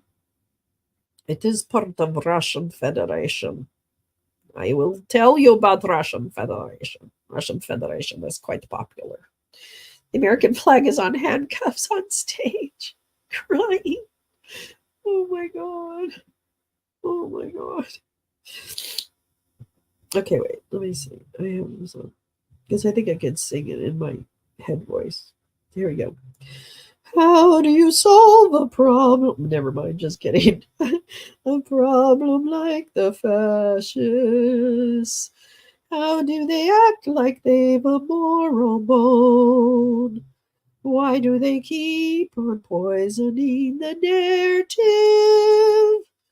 With bigotry and fear poured out their mouths. Oh, how do you solve a problem like that think tanks? Sorry. Oh, let us go expose them, 'cause they're clowns. Sorry. Okay. Yeah, that's a good one. Zip ties, zip ties. Oh, they realized it. I think it's that this very, very nothing is accidental. Dinosaurs. I love dinosaurs. Hi, Tom. Good to see you. It's deliberate. Yeah, it sends a message. We're not really Americans. We think it's just a fun little thing to put on. Yeah. We don't want anyone to have any rights. That's not something because we think rights are pie. Oh my God. Did he walk over to Trump to play for him? Get on your knees, sir. Let's whip it out. Whip it out, Dumpy. Come on. Let's make it happen. Let's make some magic on this ballroom floor. If the ballrooms are shaking, don't wait. Oh no, if the ballrooms are rocking, don't come a knocking. Yeah, do you remember the penis stage? Do you remember the stage? Do you remember the penis stage and then the Nazi sign stage for CPAC? Oh my God, who's that? Oh no, that's the guy. Oh fuck that. I'm sorry, Mr. Hungary. Your mom didn't even get to see you play violin, if you want to know the truth of it, sir. Just telling you. Yeah, they fucked you over. That's right. That's what I said. It's gonna be a hot fed summer. It's gonna be a hot fed summer. Just you wait. They made too many beers. Beers. They will be at the dollar store. You are? Oh, thanks, Tom. Hanging out with the democracy dino. Oh, it's so much easier to sing in my head voice. I thought no, this guy's Hungarian. When you go and have some goulash, which is delicious, I would imagine he might be the guy that comes and plays at your table. But I think he's actually his last name for reals. His last name for reals is Maga. His name is Zoltan Maga. I'm not shitting you. That's really true. His name is Zoltan Maga. I am Zoltan. Uh-oh. All right, wait. What are we doing? What are we doing? What are you doing? What are you doing? Oh my God. What the fuck is that guy doing?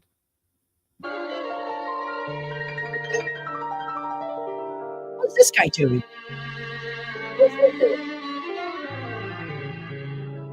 Oh, sorry. I don't want to tell you what I thought was going on there, but it's okay. Yeah. Weird. Wow, they really cut away a lot. I'm going to tell you. They're just like, I wonder if he's going to get up at 7. Because, I wonder if he's eating. Do you think he'll have food in his teeth? Do you think he'll have food in his teeth? I bet you he does. I bet you he does. And yes, yet again, for the people who might have joined us late, the reason that I'm showing this is I typically would not show a Trump speech, but I do watch all the Trump speeches. And tonight, not only did I feel sick, but I wanted to watch this one in particular because it's at the New York Young Republicans Club, and Matt Gaetz is there, and Steve Bannon is there, and Lucky Ginger, or whatever the fuck her name is, Ginger Lucky, and all these assholes. So I was kind of curious because I haven't seen one of these events before, except for like pictures of the after party. No one is getting their selfies with Trump.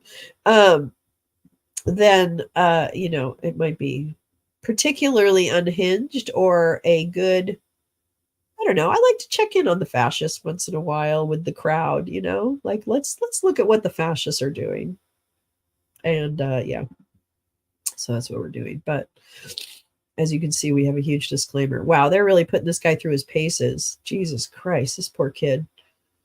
He's like, I just wanted to eat, okay? My dinner is getting cold. I wasn't expecting to come and play again. I don't know what the hell you guys are thinking. Anyway, I hope everyone's having a good weekend. I am trying to rest. I feel like crap. I feel worse than I did yesterday. But I am going to power through, and I'll probably go to bed after this is done. But yeah, which will be more than enough sleep, frankly. But please take care of yourselves and try not to get sick. I've been trying to wear masks and I haven't been successful all the time. I think I got this from my daughter got sick first. So I don't know where she would pick it up. But nonetheless. Oh wait, what are we doing? Oh, he's cleaning the glass. He's cleaning the glass. He's cleaning the glass so Trump can see. So Trump can see his ridiculous speech. Come on now. Here I can laugh, right? I know. I would just be aggravated too. And the thing is I do tend to watch all of his speeches. Just want to see what the dog whistles, what is he sending out in the message sphere? Of course, now it's just stupid shit, but I don't know. What's our next court date? Do we have a court date in Georgia in December? I gotta look. Hold on. Oh my God. I'm going to tell you right now, I haven't had a fever in like years. And so to have a fever is like incredibly annoying. I'm going to tell you that right now. Fucking bullshit sickness. Germs are dumb. Oh my God, dude, my dude, they're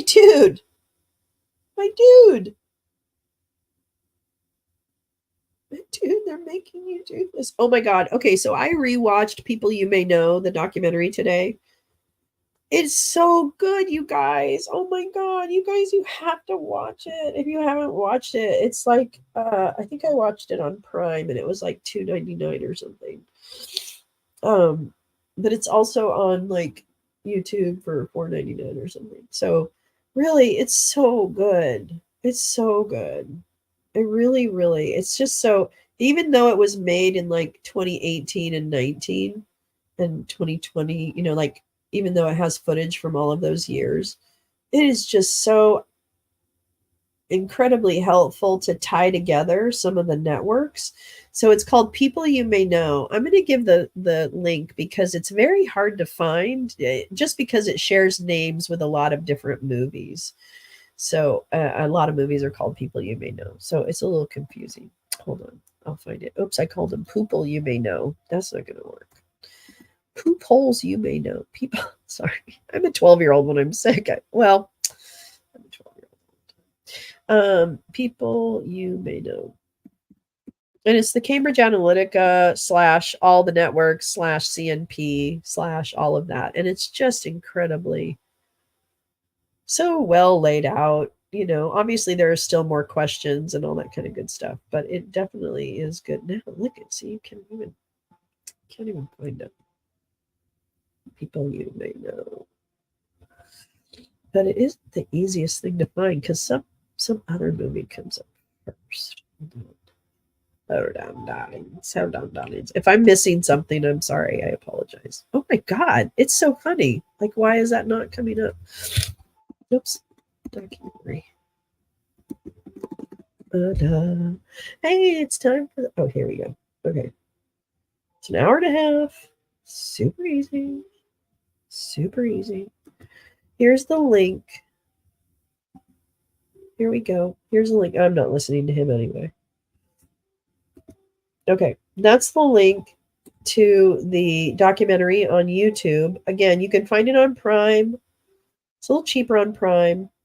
And I'm sure you can find it in other video providers, but it's so good. It's easy to watch. I mean, even sick, I could watch it. So for the New York Young Republican Club's 111th annual gala, where it's always lights, cameras, and action, action, action.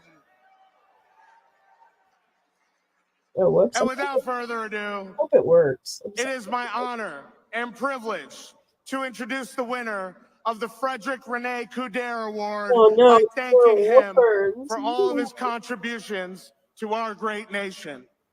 Thank you for being a shining example of the best of MAGA in the House of Representatives. Thank you for being unwavering and decisive in your actions in service of our homeland. Thank you for doing what needs to be done, no matter the scope of the resistance, no matter who it is that stands in your way, what it is that you're facing off against, or where it is that you're placed to fight. And thank you for showing us that when there's a will to fight, there's a way to win. And with that, ladies and gentlemen, help me give a loud New York welcome to my dear friend, the firebrand from Florida, the prize fighter of the Panhandle, Congressman Matt Gaetz. Here's your favorite Karen, Miss Presley. Matt Gaetz, I gotta take a picture. Hi, New York. Matt loves these parties because you know how he loves his young. Thank you all so much for inviting this Florida man to your fancy New York Yankee party.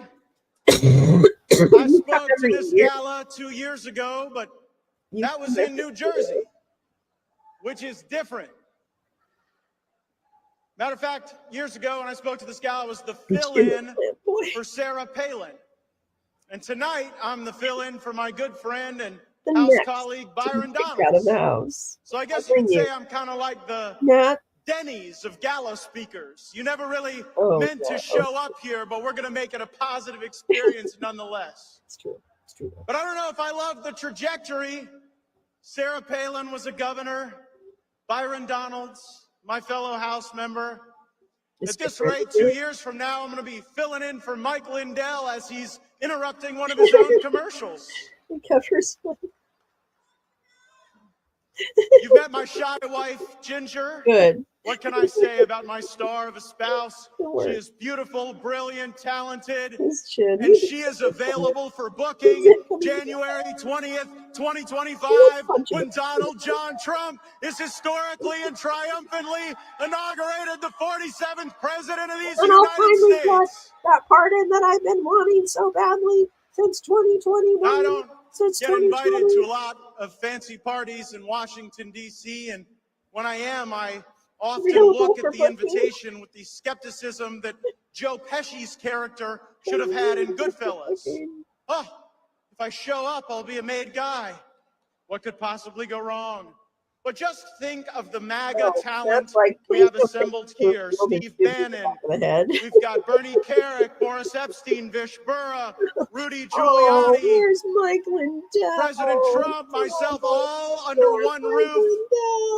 And if Joe Biden is reelected, that roof will be known as Cell Block A.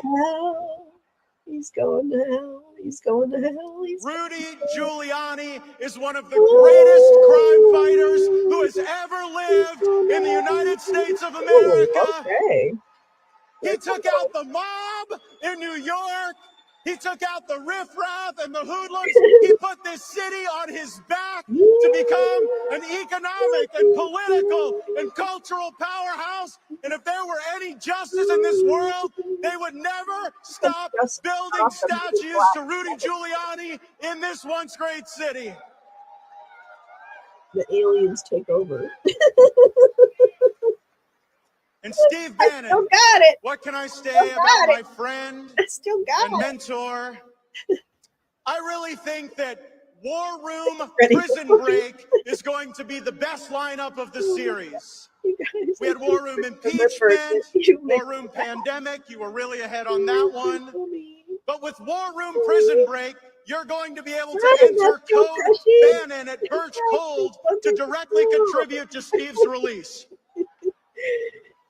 I miss simpler days when our political conflict was about who had the most novel take on quantitative easing, or perhaps some nip or tuck we could make to tax or regulatory policy. But Republicans and Democrats, they used to work together and be celebrated as master legislators if they renamed post offices. Everybody loves a good blue ribbon commission.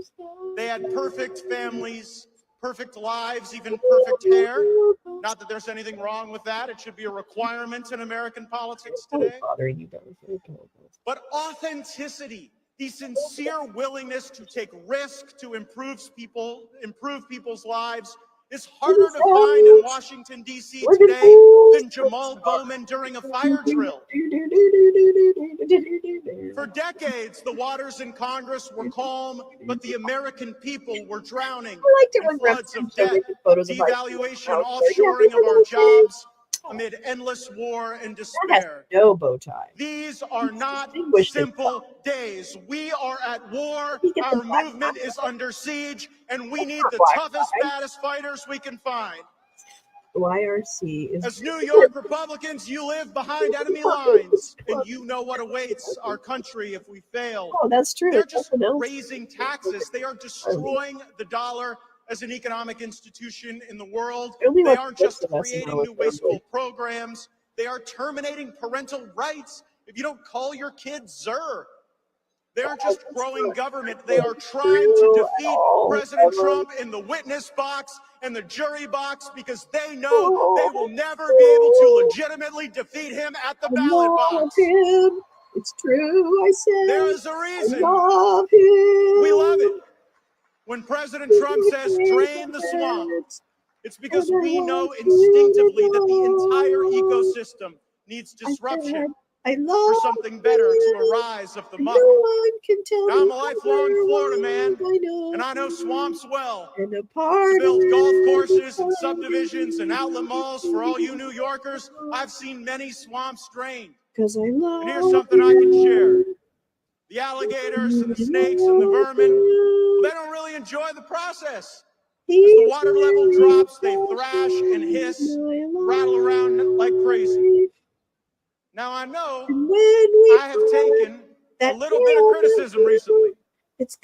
Even the Wall Street Journal led with this editorial headline, "The Gates of Republican Hell." It was the first regime change that the Wall Street Journal had ever opposed.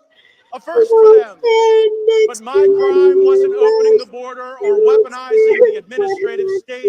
I had the nerve to demand that Republican lawmakers actually start keeping their promises to Republican voters. That for once, we stop continuing everything in Washington the same way it's always been done. Well, that's why you have to watch Republican majority in the House of Representatives explain to you how we got to this power we have right now, and I don't think it's unreasonable that we start using it. And Speaker Mike Johnson has finally sending a damn subpoena to Hunter and Frank Biden. Who? Just kidding. For too many years, the Republican Party was infected with surrender as a strategy. Amnesty for illegal immigrants, intervention overseas, and selling out to corporate America won the day. I will never be okay with this. They can hate me, they can smear me, they can try to expel me, but what they really hate is that I am the only Republican in Congress who takes no donations from federal lobbyists or political action committees. Don't worry I work about it, for you, not them. They couldn't buy me off. They couldn't compromise me or destroy me, and they've tried all three. But here I stand, more inspired than ever, to deliver for this great president and this great movement we're all a part of. I voted for Joe, not Hunter. What has emerged in Congress today is a dangerous uniparty fused together by a mutual interest in changing as little as possible. They keep getting rich in a rigged game while seniors see their savings diluted and millennials see diminished lives. The generation that should be undertaking leadership cannot undertake the interest rates in modern mortgages. And interestingly, you haven't felt or seen enough difference between Republican and Democrat control in Congress because both sides are working for the same special interests. Big business, big banks, big tech, big pharma, they fund both parties bigly. They will buy off multiple candidates in a single contest. Ron DeSantis seems angry that establishment donors are flipping to Nikki Haley. They are willing to flip so easily because they never really believed in anything to begin with. And foreign governments have learned to play by these rules too. Hunter Biden's best defense may be that it's a time-honored tradition in Washington to have foreign governments paying bribes to people's family members. I was astonished recently by this phenomenon. It's even more shocking than the phenomenon I've seen in the UFO hearings. But it's the phenomenon of how good spouses of members of Congress are at lobbying. Having a lawmaker's spouse become a paid lobbyist is now so prevalent in Washington, they have to have a special slide presentation on that subject during mandatory ethics training. Think about that. When someone gets elected to Congress, there's suddenly a huge demand to hire their spouse as a lobbyist. Senator Menendez in neighboring New Jersey had wife number 2 shaking down the Egyptians for gold bars. Their biggest crime might have just been not doing the right paperwork.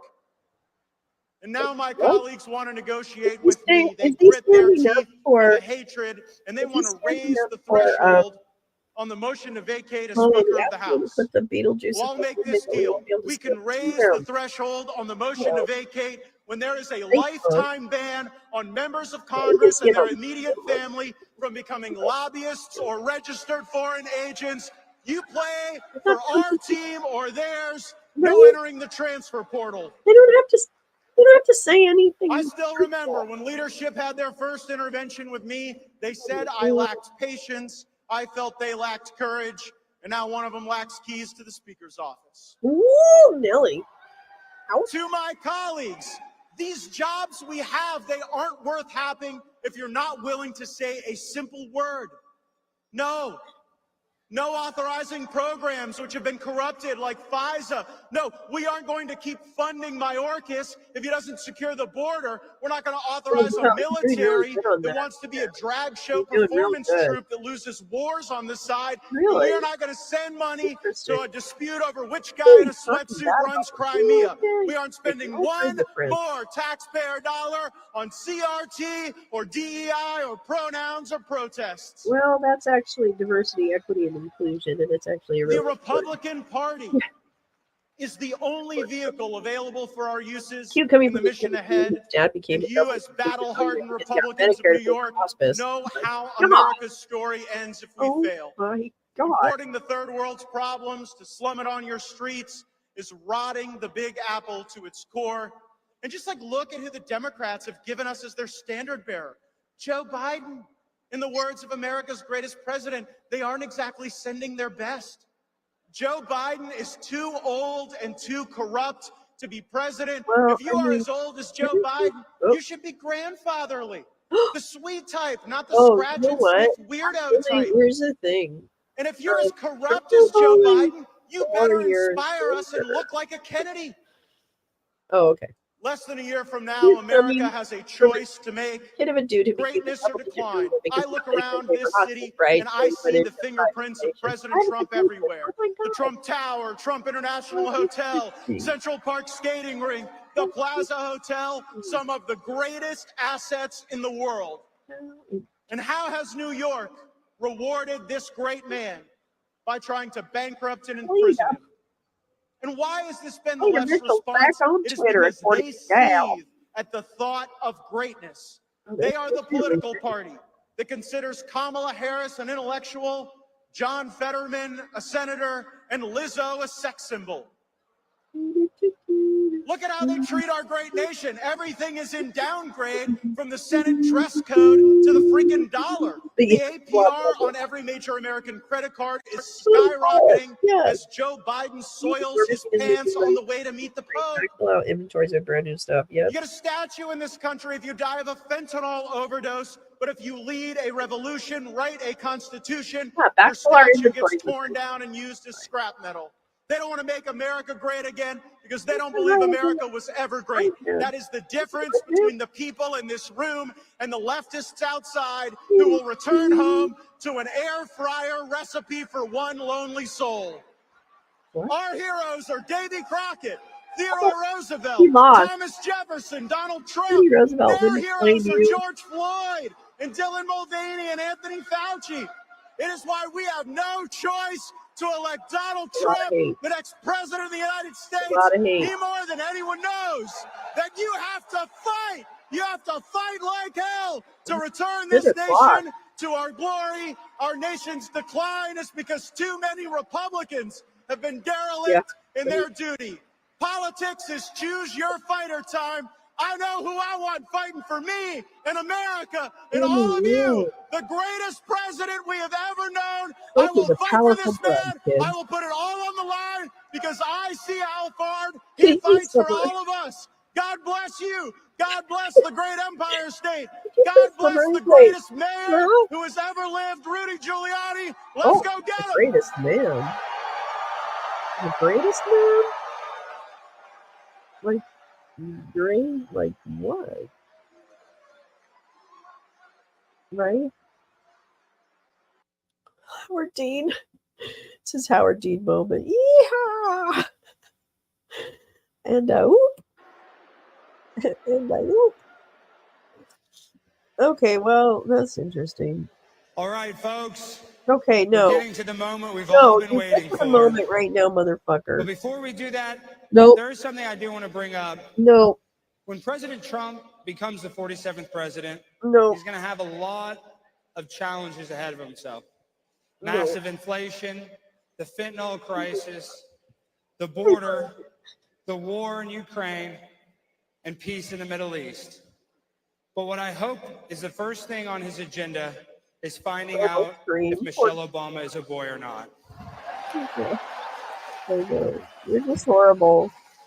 But with all that being said, let's give a warm round of applause for the president of the New York Young Republican Club, the one, the only, Gavin Wax.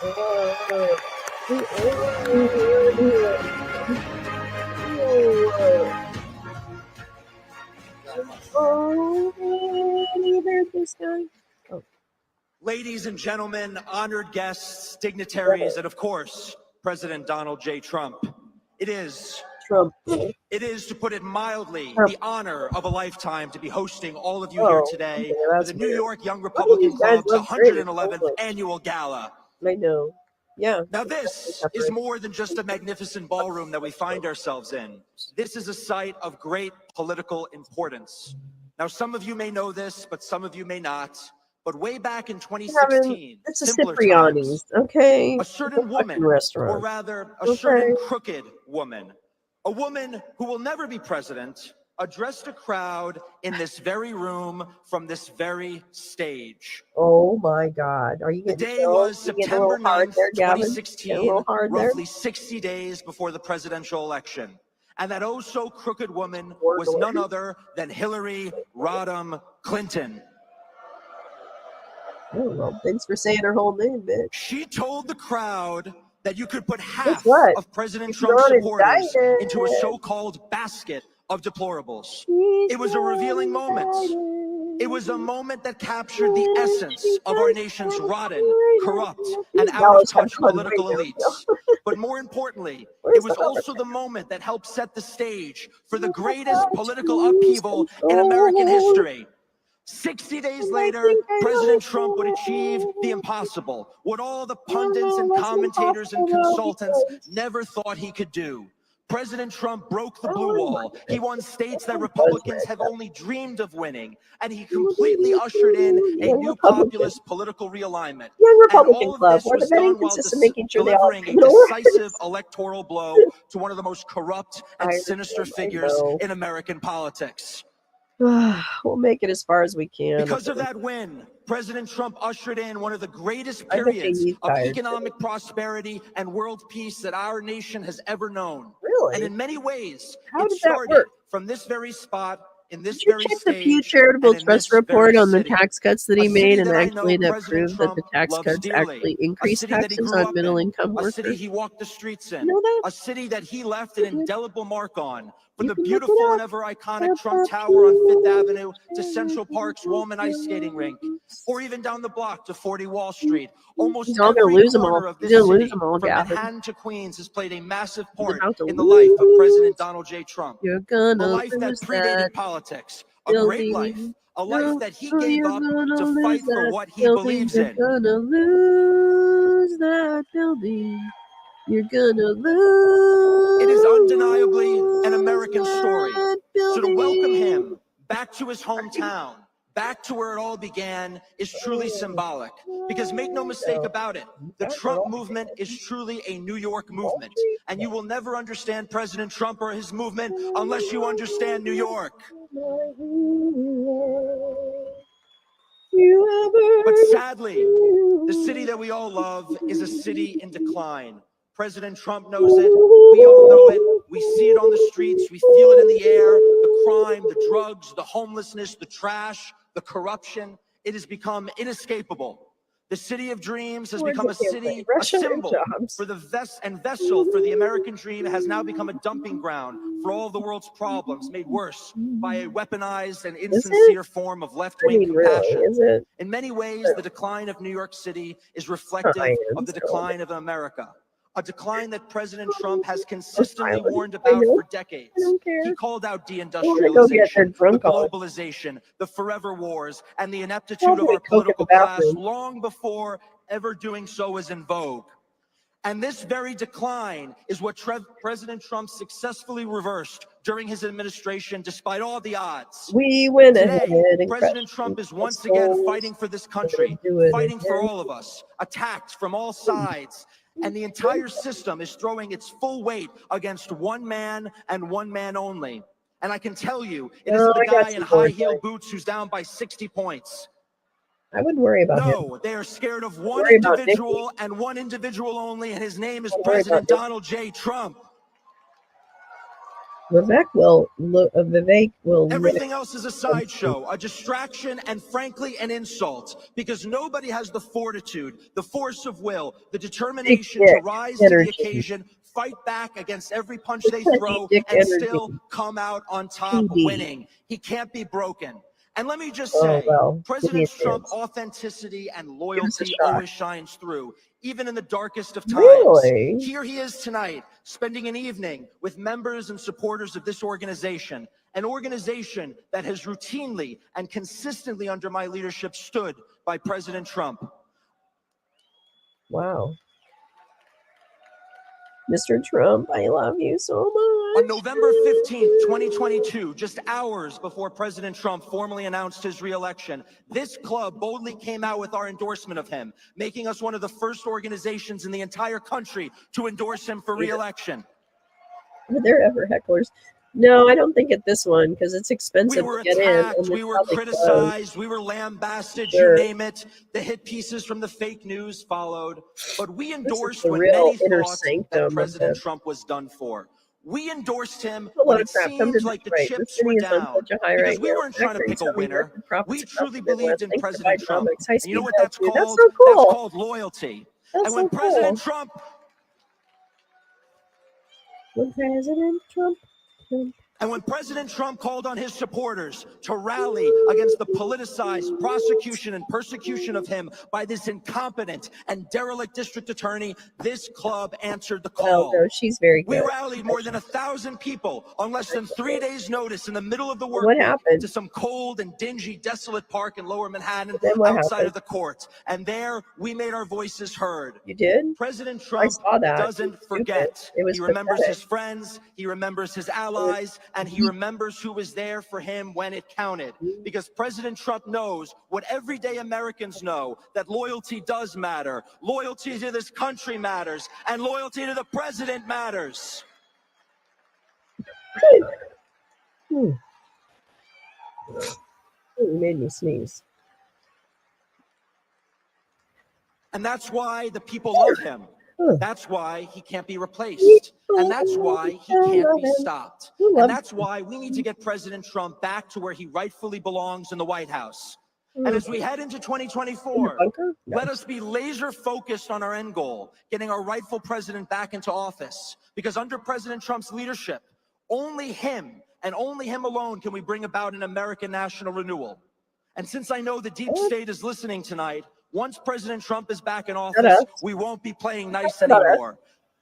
Because I doubt Joe Biden's watching this. I'm just going to be honest with you. I don't think he gives a shit. It will be a time for retribution. All those responsible for destroying our once great country will be held to account. After baseless years of investigations and government lies and media lies against this man, now it is time to turn the tables on these actual crooks and lock them up for a change. Oh, okay. Well, that's not retribution. Moments like these call for a truly strong leader who will do whatever it takes to restore the nation. A man who does not bow to the arbitrary boundaries set by the media or the left. A man who is totally unafraid to go on the offensive and to hold those accountable for our nation's decline. And it is the honor of my life that this man joins us in this very room today, and to be able to deliver to him our President Richard M. Nixon Award, named after the club's greatest alumnus, President Nixon, who in fact predicted President Trump's ascendancy to the White House 40 years ago. This explains a lot. Under my leadership, the New York Young Republican Club will forever be a vanguard of the Trump movement in this city. We will be unrelenting in our pursuit of the America First agenda. And together, we will make America great once more. Now, ladies and gentlemen, get on your feet and give a loud, warm New York welcome. Here we go. It'll finally be over soon, folks. Don't worry. The 46th and the 47th President of the United States, President Donald John Gavin, Trump. you're about to ejaculate onto the lectern, and Cipriani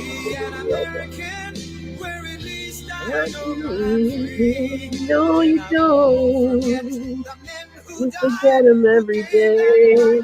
Yeah. No, he won't. He won't stand anywhere near you. Spell. Oh, he doesn't love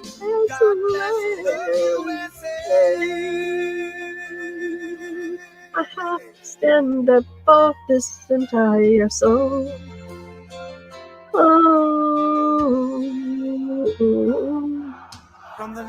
From places in the Midwest to other places in the Midwest.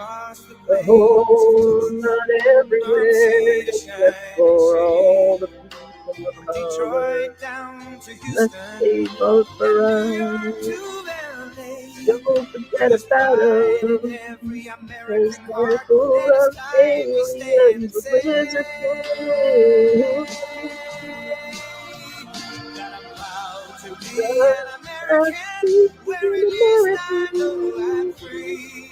And I won't forget the men who died, who gave their life to me. And I want to see you next to you and defend her. Will die alone, but there's no running from what he's done. God bless the USA.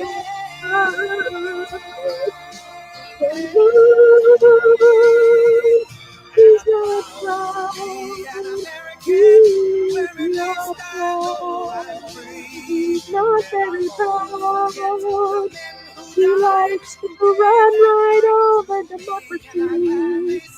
No, you won't. No, you won't. But the power you hate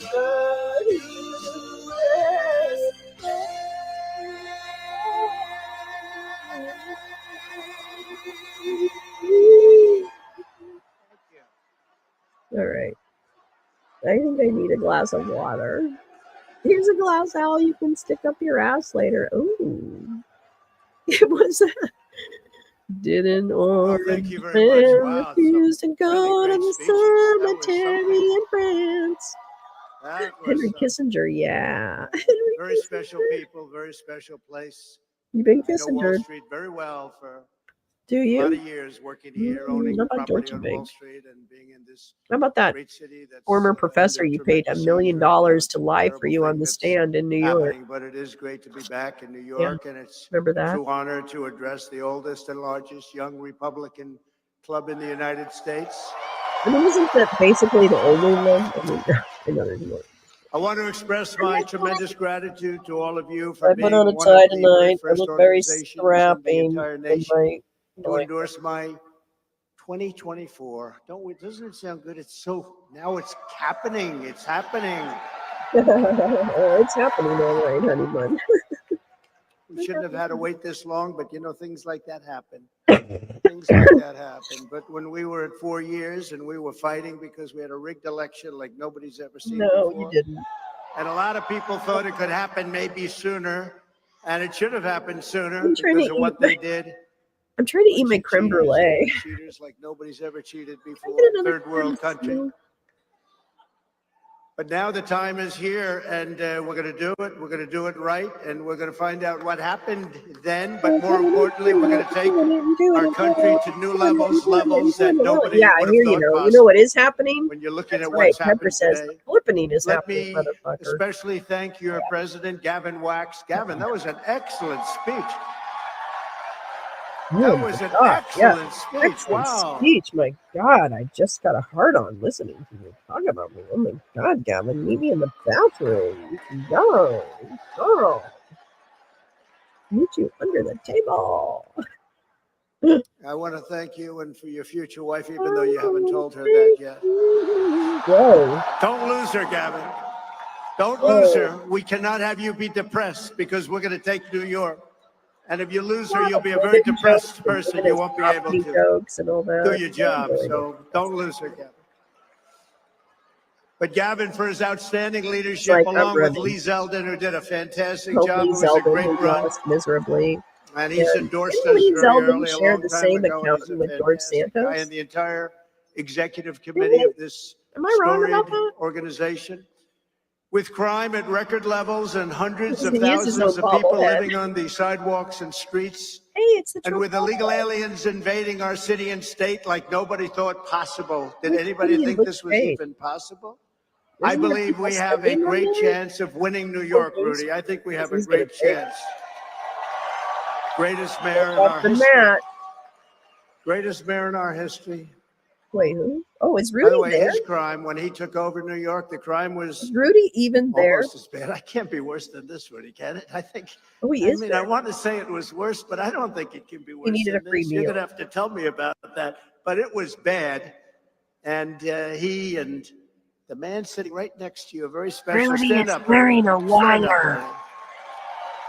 Rudy. Rudy is wearing a wire. You know, I pardoned Bernie, and he was very emotional when I did it, right? I didn't know he cried. I never thought he cried when he was a little baby, but he was very emotional. That's right, Karen. I thought that was good. And now Bernie is cleaner. This is the expression they say. I never quite understood it. Than a newborn baby's ass. Did you ever hear that? Well, I don't know what that not means quite put exactly, like but that's that, what they say. But you but are. You're the that's cleanest weird. person in the room. We're going to get Bannon there, too. Oh. He's pretty close. Oh. Oh.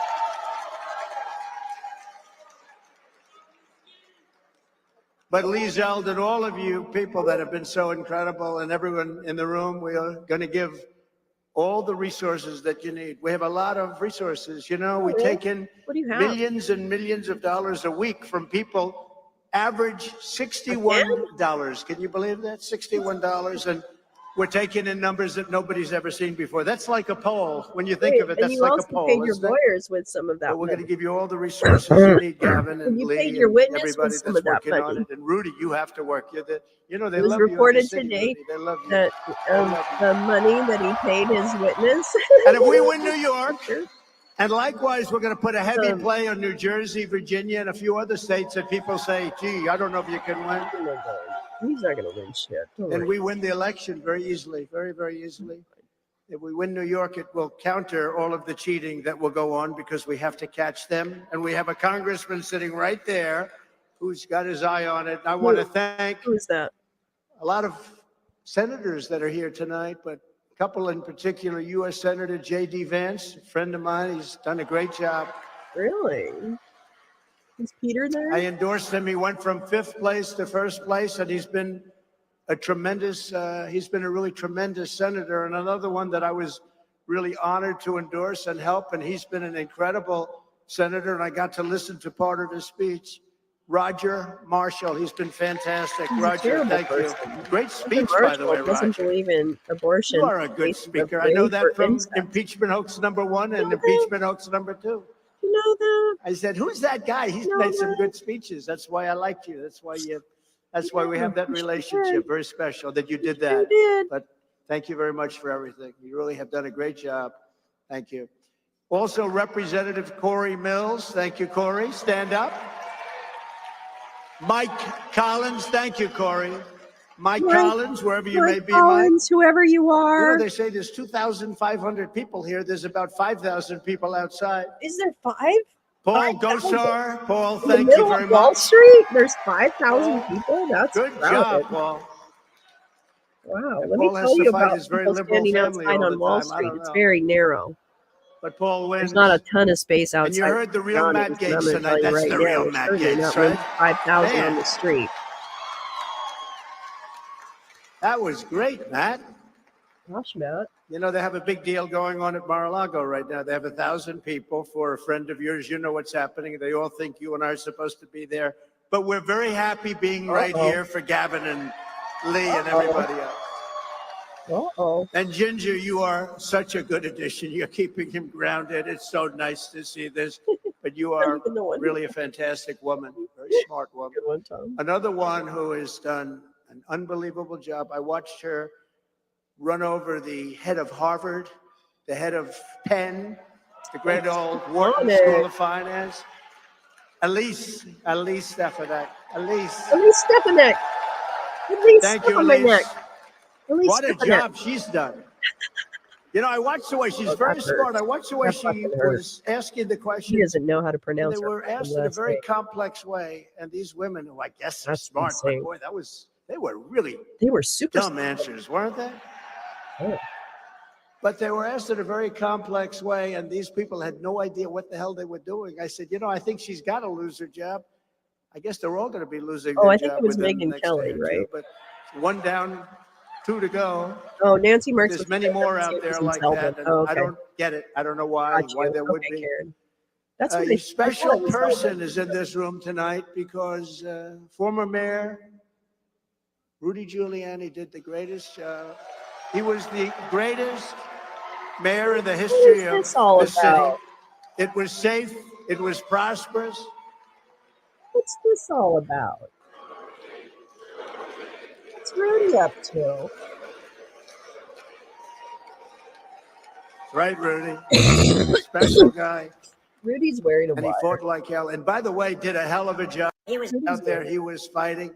And he'd go and see legislatures. And he'd go to like the different legislatures and talk to legislators. It's making me more sick if that's possible. I mean, it was incredible. And he'd leave, and they all agreed with him 100%. But then it probably courts is, would hold them back because judges didn't have the courage to do what they should have done. But Rudy is a warrior. He's a brave guy. He's a brilliant man. And he's been our friend. And there's nobody like him, really. There's nobody like him. When I see what's happened in the city in such a short period of time, come back just in time. But thank you. And you happen to have a great son who's she a missed friend all of the ours best named part. Andrew. Where is Andrew? Andrew's Don't play golf Giuliani. with Andrew. He's too good. Oh, he was supposed to play. Andrew's a great golfer, too.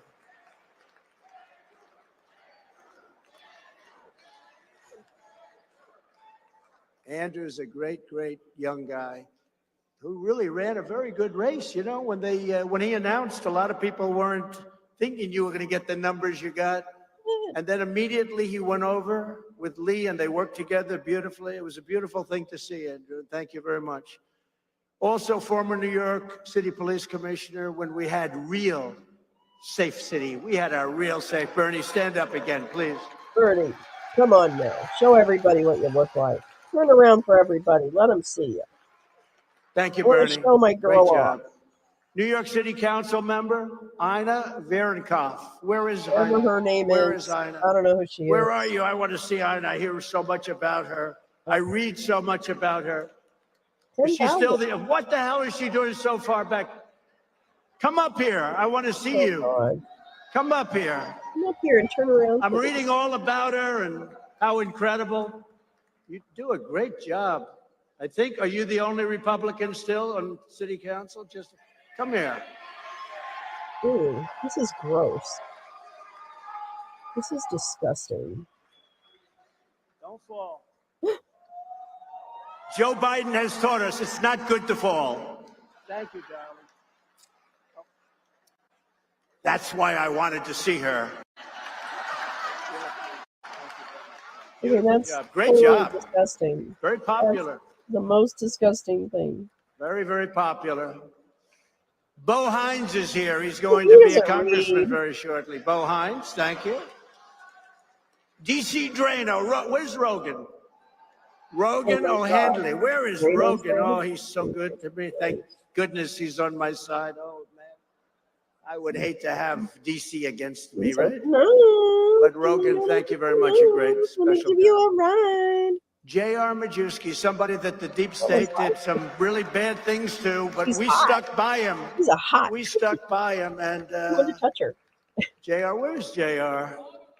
What a job. What a job. Well, it shows perseverance works, right? Okay, is this going to be he backed me. He took a tractor. He had a sign sign, or something? Trump all over the fields of your beautiful state, and you've been totally exonerated. You told the truth, and they played dirty pool, but you get a second Santos shot, there? right? You're going to get a second I shot. think George Santos. Great job. What they did to you is very unfair. A man who's been a friend of mine for a long time. He looks fantastic. He just had his 49th birthday. What? And he's looks much younger than that, actually. I don't know how He's the trained hell. in romper room. He really looks so much better than 49. And, you know, I have to tell him about the meeting. Should I tell him, Steve, real fast? It probably is. So we had a meeting when it's looking bad. We had one of the 29 or 30 Steve Bannon, inescapable 49 things years that old. happened. That's not true.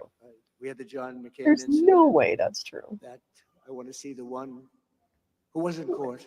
We want the one who was in court, and people said, "Sir, that doesn't work." Sir. And that was That fine. didn't happen. Sure. But we had a lot of inescapable situations, but probably the biggest inescapable one was the one we know about, Steve, right? So it doesn't matter what one, because I don't want to exactly bring it up, but we had a group of people around in my apartment, and it looked like it was in trouble, and we went through a list of very well-known Republicans. What do you think we should do? Sir, one said, sir, come on. I think you should resign. And this is in the middle of the campaign. I already got the nomination. This is like in October. Who said that? I think you should resign, sir, and I think we should appoint either Mike Pence or somebody else. How about that one? And maybe never happened. He said, and maybe they'd have a chance of winning. I went to the next. We had about 10 people. Went to the next. Sir, I don't think you'll be able to make it. Threw him out the window. I went to one person who said something that was so horrible. They said, sir, I mean, you can stay in and have the single greatest defeat in the history of politics, or you can get out. We'll appoint a Republican to take your place. I don't think and maybe that person will have a chance never of winning. And we went through like this. And then I got to Steve Bannon. I said, Steve, so what would you say we should do? It's a true story. This is a true story. I said, so Steve, what would you say I should do? You should stay in, sir. You're going to win this race 100%. He's the only guy. Sure. Right? 100%.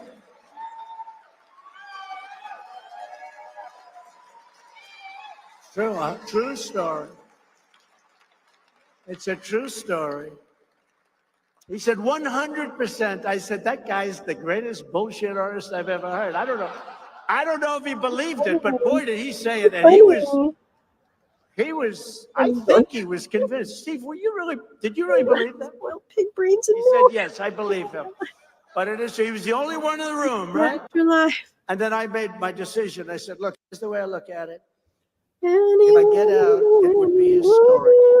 It'll be the only time anyone's ever gotten out before a race after getting the nomination in a landslide. I mean, we wiped them out.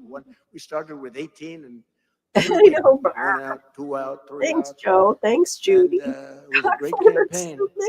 And we were doing really well, but this one particular event came up, and I said, if we get out, right. He is it's historic. If we don't get out, we lose. If we lose, we lose. He's an old guy. Realistic, it could happen, right?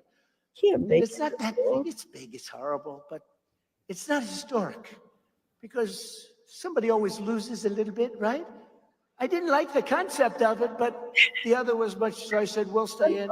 And did we kick ass after that, right?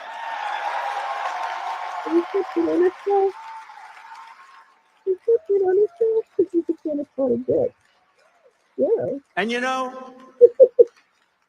probably have to go a little further because they seem to be enjoying this, Steve. We could go on about this one.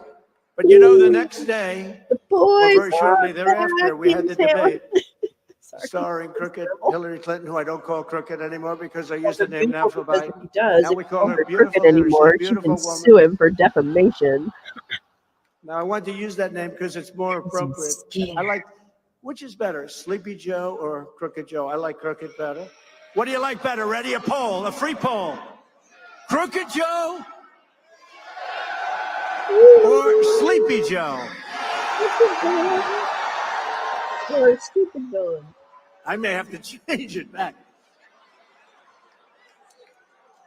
But I went onto that stage just a few days later, and a general who's a fantastic general actually said to me, sir, I've been on the battlefield. Men have gone down on my left and on my right. I stood on hills where soldiers were killed. But I believe the bravest thing I've ever seen was the None night of this you ever went happened. to that stage with Hillary Clinton after what happened. And then that woman asked you the first question about it. And I said, locker room talk. It's locker room talk. What the hell? What are you talking? Locker room talk. That was not a great.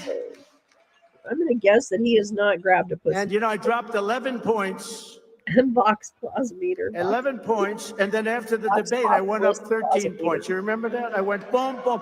It looked like somebody with a really bad heart. It home for us that Joe Biden is. It went like this. Bing, bing. It was a little gap. In fact, to this day, people say, what the hell was this event? I can tell you, but we won't get into it. He said that they were supposed to be at an event. But that was an incredible and they were event, but it was an incredible campaign, and we won, and nobody thought we could win. Nobody thought any Republican could win. And now they're starting to say we can. The Washington Post had us 11 points up. No. And they said, this is an outlier. They paid $1.5 million for a poll. And they said their own poll is an outlier. I said, this is like, so then they had it rechecked, and it turned out to be 12 points. You know that. They haven't announced it. They haven't announced it. So we're going to give it a shot. And I'll tell you what. Right. I've never seen enthusiasm like I've seen right now, Steve. There's never been enthusiasm. We did. I don't know, but it was an event. We did great with one. We did better with two. But there's never been anything like this. And Gavin, I will tell you, in riding down, and I was just asking Secret Service, how the hell do they know I'm in the car? They're trying to get Rudy not to flip or talk or they're like really good. Can Rudy even flip? I have guys walking up to that thing. If they held a little thing, I'd say, go ahead, shoot. You know what happens? The bullet bounces back and kills them. That's what I got him. They say, I got this guy. I got him. Go ahead and shoot. Here I am. What are you Shoot. talking about? Bing, bong. That's the end. The windows of that thing. Are you talking about Tesla? Oh, or what are you talking about? You don't get this at all. You know, and by the way, it's a Saturday night. There's not a lot to do. It's a Saturday. So we'll stay here for a while. Do we agree? And another person who's a warrior. Yeah, he's going to wish it was. She happens to be a beautiful woman, but I never think about that because I never talk about beauty. To me, really, you don't talk about beauty? I can see the most beautiful woman in the world. It doesn't register with me at all. Beauty doesn't matter. Really? Is your wife? She's beautiful, but she's a great lawyer.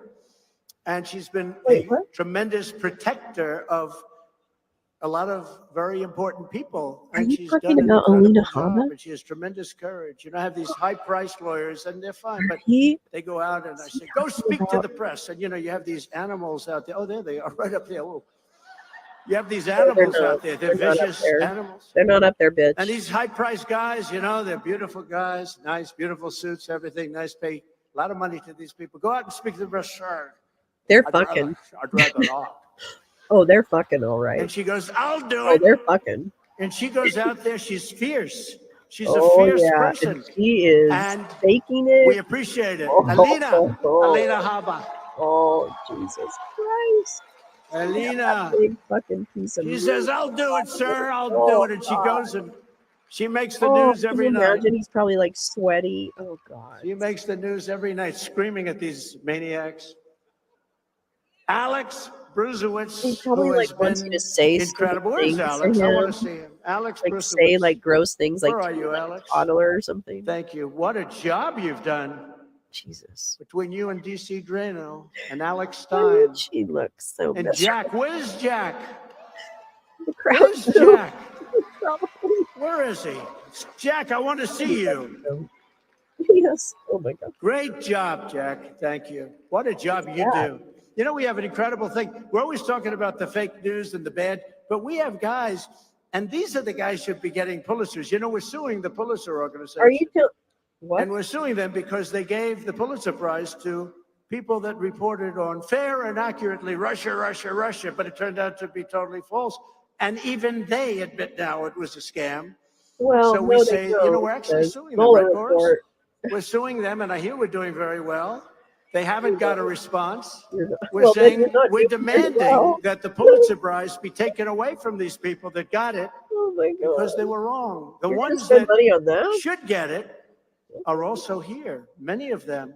Oh, And are they're you incredible talking about people, Brian? and they should get it, and we want them to get it, and we also want damages because great damage was caused by their bad reporting. He's not going to. Raheem Kassam. Raheem. Where is Raheem? He's an asshole. What a good job you do. Yes. Thank you, there Raheem. he goes. Great job. Sure. Scott Pressler. Fantastic. Thank you, Scott. And of course, Cash Patel. Thank you, Cash. Yeah, exactly, Neon. Hey, Neon, welcome. Yeah, I hate him enough for. Great job. Get ready, Cash. Get ready. Oh my God! All it's you gonna guys be- get ready. Paul and Gracia, thank you very much. You've He'll been be in fantastic. court. If he's not going to be What in a writer. prison, Thank you. he's going to be in court for the What a rest of his job. life. And all of the countless other distinguished guests that we have I'm here. gonna We tell have you too right many to now, go they're through, but gonna I go wanted for to mention a few, and they're really incredible They're people. gonna go for and Nikki they're Haley. very brave people, and they're very great patriots.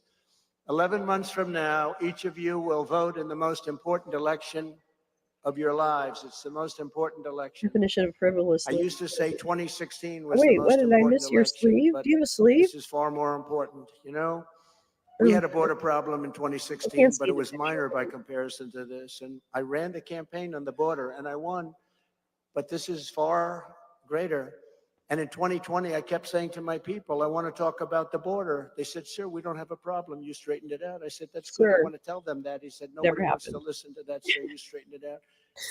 No, We had a great never border. I couldn't even talk about it. Now the border crisis is the worst in history. There's never been any border like this from any country. Never So this happened. election will decide whether your generation inherits a fascist country or a free country, whether you have I the don't rule think of I follow tyrants or any. the I rule don't of follow law, many people on Twitter. whether America will be destroyed by crooked Joe Biden and his goons, or I whether might, we the if people you will retweet certain people, I America mute great you. again. So if Make you America retweet great. certain people, I may not get your tweets.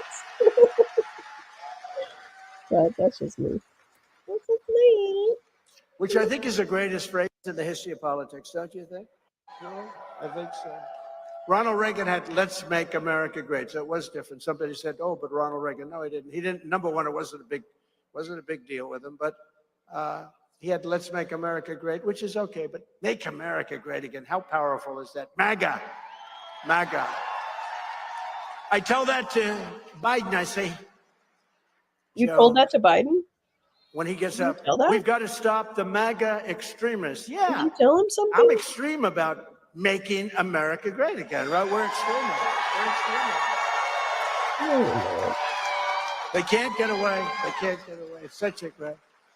You know, we almost changed it to CAG. You know that. No. Because we had America great. We were doing so great. We had the greatest economy, all the things. So I had another one, keep America great. But Oh my somehow God, it never registered the same way. way. MAGA is the greatest phrase, I think, in the history of politics anywhere. You know, I tell the story that Pat Buchanan is a wonderful guy, great conservative. Isn't he dead? Pat Buchanan dead? And he became a very famous political pundit, did great. He had a wonderful life, and he's still, you know, I think he's bitter old bitch. around. And he's an older guy right now, but he had a wonderful life. Oh, he should be dead. On doing well I'm in New gonna Hampshire. Kissinger He did him. well in I'm gonna New Hampshire. consider him Kissingered. We won 50 states. Think of it. Last time we won 50 states. I don't care. We won 32 states in the election, but we won 50 states. We probably won 50 states in the election too, but we won't get into that. No. But think of it.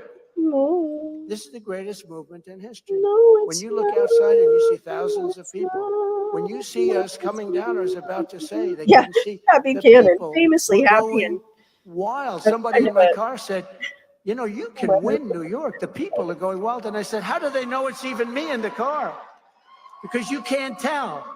Pat Buchanan, And the famously people are happy. going crazy. They're waving and, you know, giving you all sorts of fist In fact, bumps the and everything. slogan is I'm greater telling you, this is than a place that America. can be won. There you go. We have the team to do it. For 4 straight years, our opponents have been waging an all-out war on American democracy. I don't get it.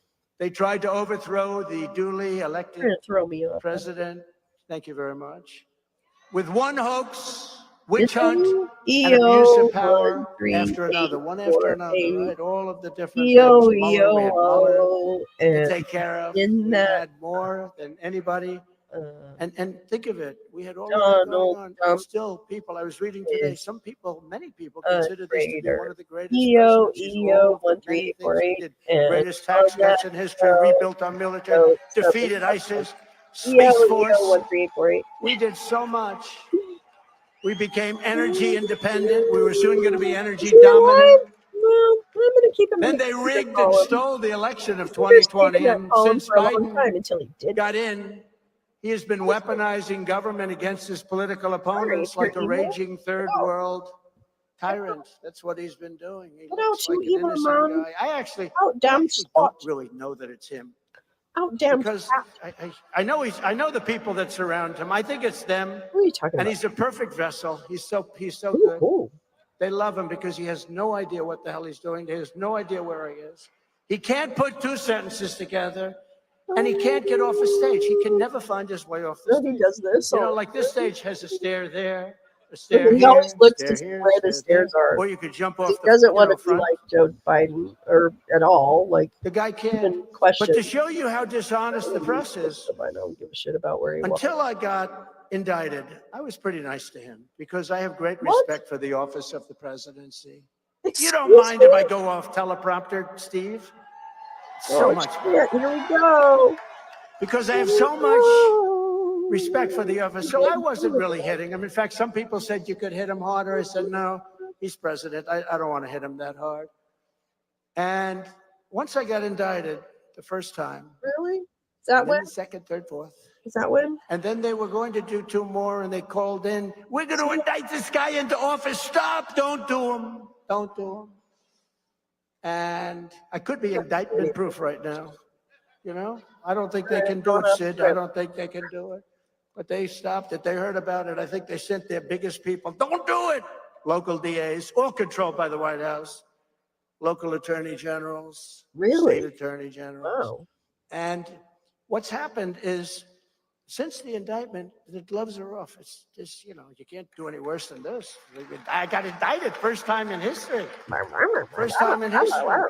And I always say Al Capone, the greatest of them all, gangster, Scarface. I think Rudy is wearing a wire. He'd kill you.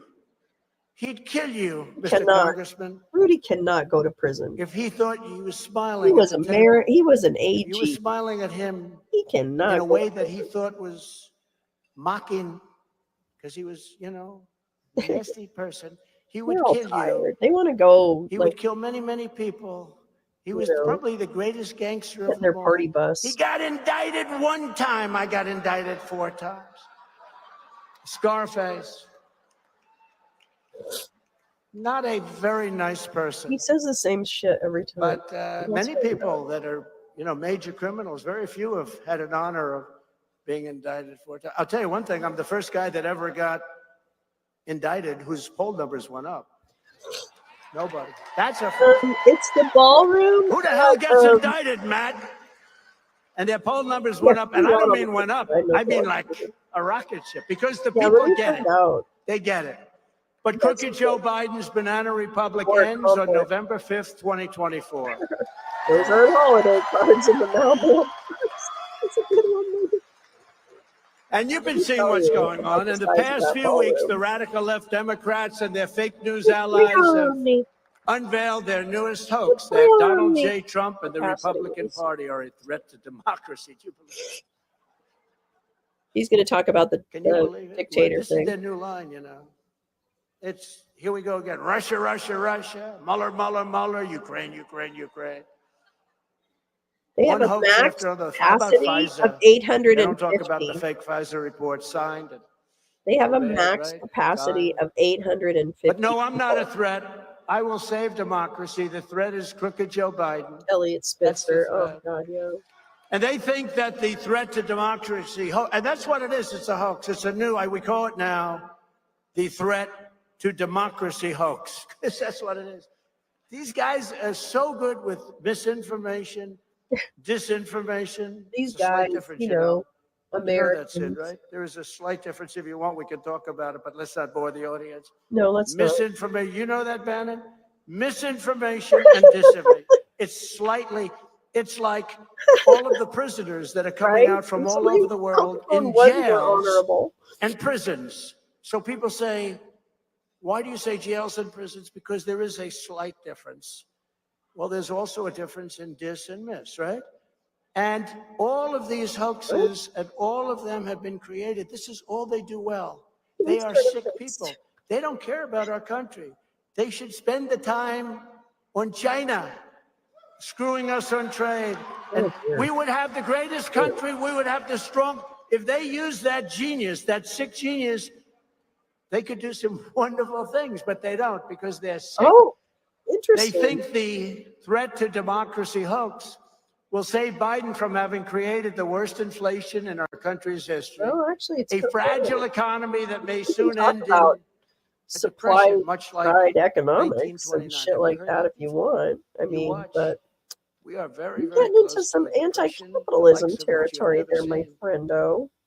We owe $36 trillion, and this guy has and you spent most of it. And you know that Mitch McConnell gave him $10 trillion for them to hand away like candy. Smooth transition into post-vaccine. He's almost, I could say, and maybe he is worse than any of them. But no. That he allowed them to have votes. He needed 10 votes, 12 votes. He needed different votes. He gave them many times. One of the things they talk about in the movie, Completely They Know, is the way that the CNC, Council for National Policy, weaponized COVID response. I highly recommend watching that movie. If you haven't seen it before, see it again. I watched it again today. It was so good. And it's a disgrace. Oh my God, I'm so sorry. My voice is Republican Party, and it's a disgrace to our nation. Disgrace. Yep. But I have to be careful when I say that because Matt Gaetz is a big, big fan of Mitch McConnell. He is not. He's a big fan, and Bannon must love him. You love Mitch. I don't know. He seems to be checked out now. He seems to be checked out. Oh my God. I hope the hell he gets out of there. Oh my God. And the other thing I'll do that nobody else would be able to do or even think about is we will not have a World War III under President Trump. But you might very well have one under what's happening now. Well, yeah. I think actually. And if this happens, this will be a war. He's not going to run the like no other war. This will be a war. Stay out of jail. The likes of which this world has never seen because of modern day weaponry. I mean, think about it in Hiroshima. We've all seen it many times. Right now. And Nagasaki, just think about it. Multiply he laughs more and more that now. explosive power times He laughs 500, Mr. Congress. He's not pretending as much as he used to in his rally speeches. And this is actually like a rally power speech. we're talking about. This would be a war like nobody's ever seen. Probably This obliteration. is just a rally speech. Like Biden is the real threat to democracy for two simple and he laughs reasons. a lot more. He's corrupt so and he's good. Watch incompetent. measures Grossly against incompetent. So good, Lee. But we have to fight Democrat misinformation at every corner if the Republican Party is to survive. I mean, they're trying to end this party. Well, you Not guys gonna are happen, actually by the way. doing that. They're We don't trying. have to do anything. We're not going to let that happen. And much more importantly, if our country survives, our country's in trouble. We're not respected. I We're mean, not it's listened whatever, but it's fine. 3 years ago, we If were you guys more would stop respected, I believe, panicking, it would than be this fine. country has ever been. I would call these guys. I would get whatever the hell I wanted from them. I didn't have to Really? even make trips. Really? What'd you President, get? she respected your president What'd and you get? respected our country. Now they What'd you laugh get at us, for they us? lecture us about all He's sorts going of to talk things. I about would have never 28 done billion that he with got me. for the farmers. But it's so sad when I see what's happened to our country. Maybe not. We're no longer a leader in the world. And you know, when they talk about Ukraine, we put up $200 billion. The European nations, who are approximately the same size as our economy when They are? in for European 18. nations are the same size as Doesn't our somebody economy? say equalize like I did with NATO? I Are said, you you have to pay kidding? your bills. And I took in $400 billion. You didn't take in any money. The way Just NATO like with Russia, is Russia, funded, Russia, the it's radical left, funding communists, their Marxists, troops. fascists, they're always You accusing didn't us take in money. of exactly what they You themselves fucking are doing. idiot. It's what they do best. It's really what So they this do is why best. I'm convinced that the They're Republican bad on Party borders. does not They're care. horrible on Like policy. they want this They guy. want high They're willing taxes. to say They're anything really he bad says on is everything fine, except for cheating on elections, in which and they're he's just getting perhaps worse. one of the most brilliant groups of people in history. Every abuse of power, the fake news is ridiculously claiming I will commit is, in fact, being committed by Crooked Joe and his thugs. Can't help myself. They're trying to lock up their political opponents. They want to lock up you their know, political opponents, in debunk in the particular me. moment. Thank you very much. It's an Live honor. reaction. They're trying to criminalize free speech and take total control over the American people. But then I came along and I'm standing in their way, and now millions of Americans they are want me, joining not us. you. Millions and millions are joining the Republican Party. We've never raised so much money, and you know who's giving us the biggest share of the money? People that are paying $61 on average a piece. Think of it. Not the people that are giving us millions and millions of dollars, but the people $61 for what? that are paying $61. There's never been I don't think anything they're like gonna it. The only one, and it's not even close. What? That's is so Bernie, weird. Crazy That's Bernie. so random. Bernie had a little thing going. I remember when he had his rallies, and if he had 2,000 people, they used to say, "This rally is massive. It's Are we talking unbelievable." about Bernie Sanders? And I'd have a rally down the street. We'd have 35,000, and they'd say, "Trump's giving a rally today." They always used to talk about how big his rally. Remember, Steve? Bernie would have 1,500 people. This is a magnificent crowds. I'd give one 35,000 people. Trump had a rally too. These people, they are the most dishonest people anywhere in the world. They're the fake news, fake I news. mean, the fake news is not They in are their fake. room.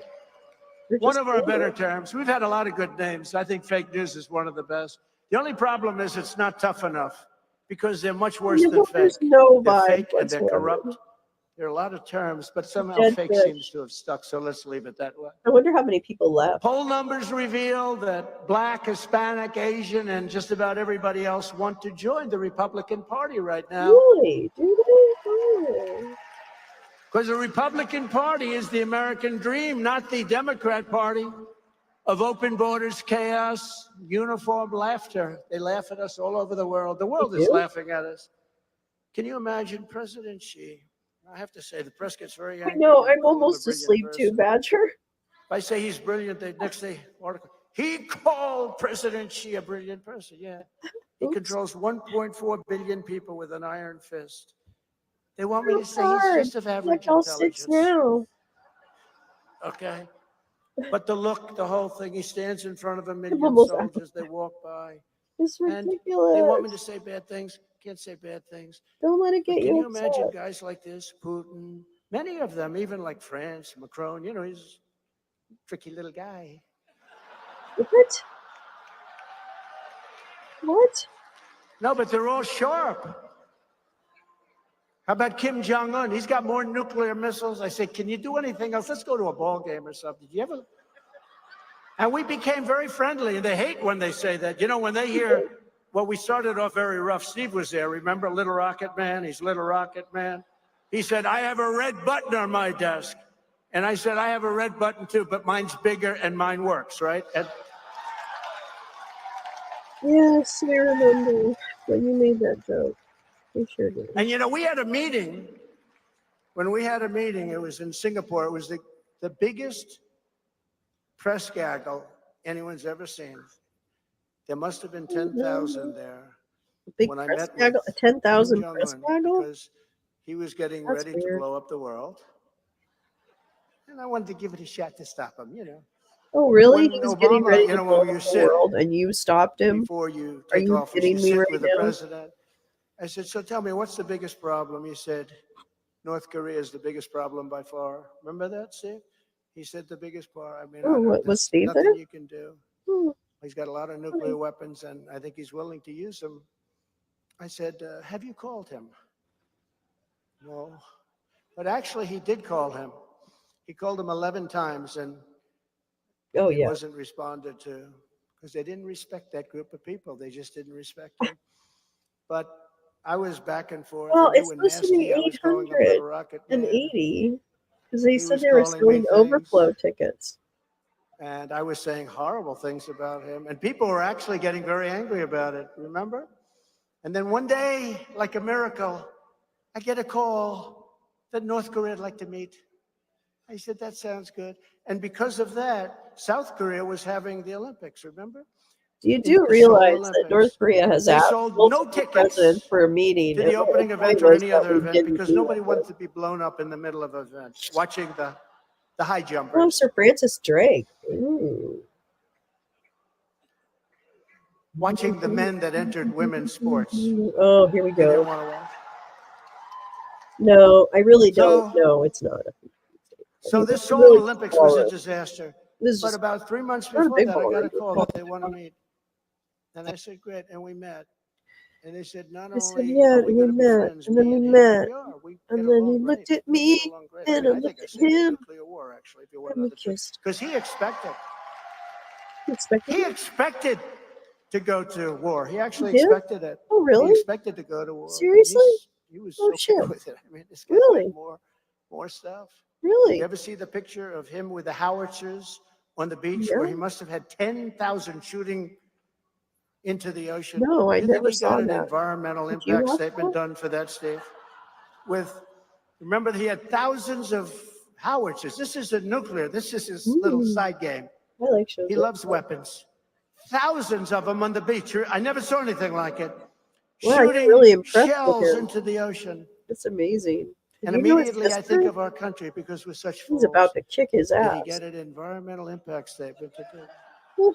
I know. You Today, don't say a everything joke we do, twice. John Kenny. Kerry The would answer never have is allowed that. He'd say, this that's is the not, way it is. he doesn't want us to use coal anymore. And he goes to China to tell him, please, when you can. They're building 2 coal plants a week. I mean, they must think we are the dumbest son of a bitches in the world. John Kerry. No, they probably don't. I mean, I don't really know if they care that much. I mean, I don't about us being understand. Sons of bitches or Because I don't view him as a stupid guy. Is this the biggest con game in the world? I mean, does he really believe this? He goes to China over global warming, which they don't use anymore because it's not getting warmer. It's actually getting a little cooler. So now they call it climate change.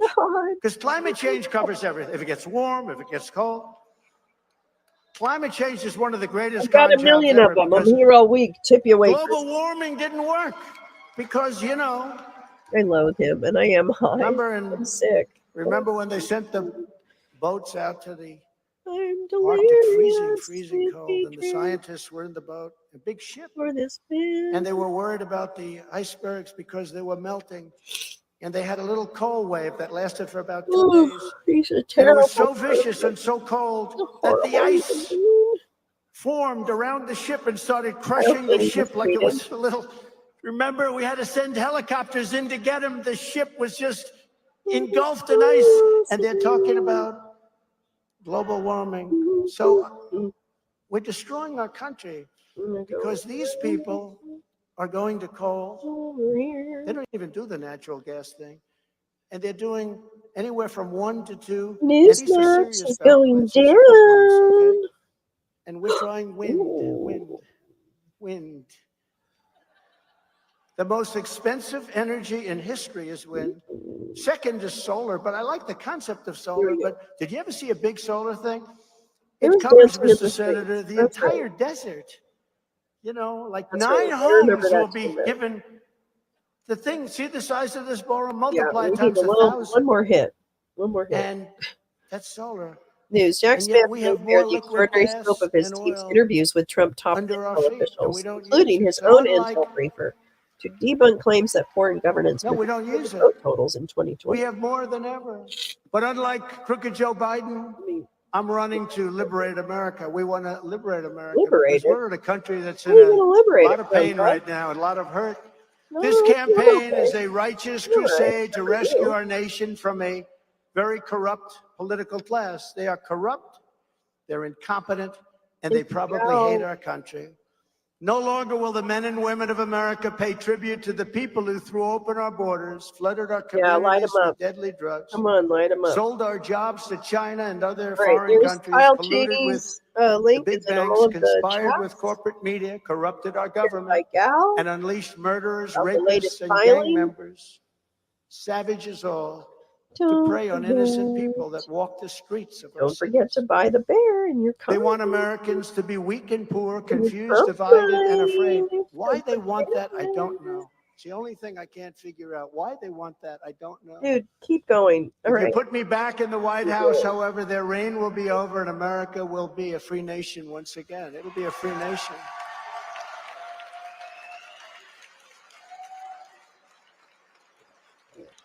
The media's new threat to democracy and the democracy hoax is a desperate and shameless attempt to distract from the monstrous abuses of power the radical left is committing before your very eyes.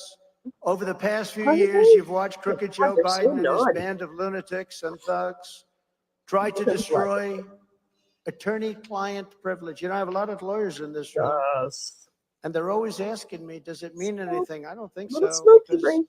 If you're representing like a Republican or a J6 person or somebody else who's totally he's gonna let you out. He's gonna personally come and open up the jail door. There's no such thing as attorney-client privilege. Who could believe that? They've persecuted Catholics and pro-life activists. They've labeled parents at school board meetings as domestic terrorists. They've imprisoned a man for posting an internet meme about Hillary Clinton.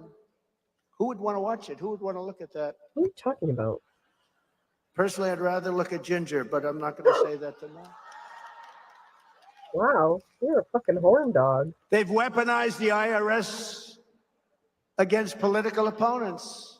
They've tried to get me thrown off the ballot with their ridiculous attacks on the 14th Amendment. All 15 lawsuits as of tonight have been successfully rebuffed. All 15. And they flooded our nation with tens of millions of illegal aliens while violently opposing voter ID. That's not true. So that we have no idea who is actually voting. Can No, you imagine we're actually somebody trying to saying, make no, it we don't easy want for voter people ID? to Why? There's only one reason, fill because the they want to cheat. identification Who requirements doesn't want and voter not ID? make it impossible for them But to we will vote. not let this continue. The next Trump administration will be a great new beginning of American democracy. It will be the rebirth of American freedom, and it will be the return of the American dream. We had that dream going and going very strong. Our mission in this race is to win a historic and powerful mandate to take back our nation. I know, right? We watched from him the with this shadow shit. government of corrupt alliances, hidden people. They hide under carpets and He really says Crooked Joe Biden and his band of lunatics and lawless bureaucrats, He looks Steve Bannon in the mercenaries, face when he does it. propagandists, and scoundrels and spies. What's happened to our country is not weird. believed by many people. Like weird. That great New York Republican Teddy Roosevelt, okay. We will restore constitutional government by the people. What? Starting on Inauguration Day 2025, and you're all going to be with me. We're all going to be in Washington together. Okay. The Biden dictatorship will be over, and we are going to bring our country back from hell. We're going to bring it back from hell. Soon. Don't worry. We're almost And it's in there. hell right Hang in now. there. On day one, I will break up the Biden administration's illegal censorship machine, and any official who has violated Americans' constitutional rights will be held very, very accountable. Constitutional rights. Very accountable. The constitutional rights. And I make this commitment to you tonight. We will not have Bill Barr as our Attorney General. I promise. What? He was a coward. He was afraid of being impeached. So how do you not get impeached? I told him, don't worry, don't be afraid, Bill. I got impeached twice. My numbers went up. Don't be afraid, sir. They want to impeach me, sir. You can break the law, Bill. He said, Bill, just relax. Just relax. How do you not get impeached? You know what? You let people know you're not going to look at the election. Okay? You let them know we're not going to look at the election, and you don't get impeached because the Democrats say, how lucky did we get to get this stiff in that position? They'll also cancel Biden's dangerous artificial intelligence executive order and ban the U.S. We're gonna ban everything having to do. This is a very dangerous period of time, having to do with censoring speech of American citizens. And all of these Biden attacks on democracy and freedom are happening because the radical left Democrats, and they are indeed radical left. Look at what's going on. Oh my God! Look at what's going on with Israel. You know, Israel used to be the number one, I wouldn't say lobbyist, but the number one power in Congress. Today, the way AOC plus 3 talks about Israel is hard to believe, actually, as somebody that's been around for a while and watched. Because the radical left Democrats know that in a fair election fight, they're going to lose in a landslide. You know, they're losing in a landslide right now. People don't realize the poll numbers are coming out. And we're not just beating DeSanctimonious and Birdbrain. That's Nikki. We're beating everybody. You didn't know that. That's what he calls him. Some incredible polls came out today that were just incredible. Yeah. Nobody's ever seen polls like this. Under the Trump administration, we built the greatest economy in the history of the world. With soaring incomes, rising wages, and household net worth hitting the highest level by far in recorded history. And we had everything going. It was the best time in American history to be young and to start a family. When I was president, your 30-year mortgage rate reached an all-time historic low. Never been this low. 2.65%. Did anybody get a mortgage in those days? And we had gasoline down to lower than $1.87 a gallon. Think of where we are now. But thanks to Crooked Joe today, the American dream is totally dead. Biden and the radical left Democrats spent $12 trillion and caused 3-year inflation of over 20%, the highest inflation in history, in most people's opinion. As a result, The average 30-year mortgage rate is now 8%, but for practical purposes, it's 10, 11, and 12%. But it doesn't matter what it is because you can't get the money, you can't get a mortgage no matter what you do. The typical family has lost hundreds of thousands of dollars of purchasing. The purchasing power from the American family is gone. It's shot. No, it's not. When buying a home, it's shot. The housing industry is dead. And thanks to Biden's insane Green New Deal, the Green New Deal, which destroys our country, it's destroying our country. Is that what's doing it? Families can't even afford to buy a car. Is that what's doing it? But while Biden has devastated opportunities for young Americans, I will fight for young Americans like no president has ever fought before. And I'm pleased to report that a recent fake news NBC poll, but in this case, I hope it wasn't fake, found that we're winning young Americans, leading Biden 46%, 42%. We're also leading in one case by 11, in one case by 9, in one case by 14, Mr. Congressman. And we're leading in all age groups. We're leading women. I always thought women liked me. You know, they said I didn't do well last time because it's a fake deal. You know, it's all crooked as hell. Today in the council, elections are crooked as hell. It's a fake deal. They said he's not doing well with suburban women. I think I did very well with suburban. Why wasn't I? You mean I was keeping low-income housing? Below was like a winter coat. I signed an order, no low-income housing in the suburbs next to somebody's house. I swear to God. You mean the people in that house aren't liking me a lot? I think it was a whole con job. I think I did very well with suburban women. But now they're saying that I'm doing well with suburban women. It's no wonder crooked Joe Biden and the far-left lunatics are desperate to stop us by any means because they're looking at the polls. You know what I love? I love when they say, more radical left and I'm going to pass. We really want to run against Donald Trump. That's the one we want. How did they do in 2016, by the way? We want Donald Trump. The blind demand. We don't want to run against Ron DeSanctimonious with his high heels. I'm all for it. Yeah. And his bobblehead bullshit, you know. No, it looks like a bobblehead, though. I don't like him because I endorsed him and, you know, I got him elected. You told me exactly. You were on the opposing party's campaign, But, you know, it's funny. So here's their line. Again, mis and disinformation. I like it. We want to run against Donald Trump. And the stupid Republicans sometimes write it. Gates knows this. We want Donald Trump. We want Donald Trump. What, people are writing you in? But they don't want me. They say that because they don't want me, because it's disinformation. What? And remember, we won in 2016, and the same idiots said we want to run against. You know who didn't want to run against me? Bill Clinton. He told his wife, when she said, we want to run against Donald Trump, he said, no, you don't. I don't think she did. Don't run against Donald Trump. I don't think she asked him. Bill, I don't think he told her that. They didn't listen to him. You know, they threw him off the side. Bill Clinton went out to Wisconsin. And he went to Michigan. And he called in.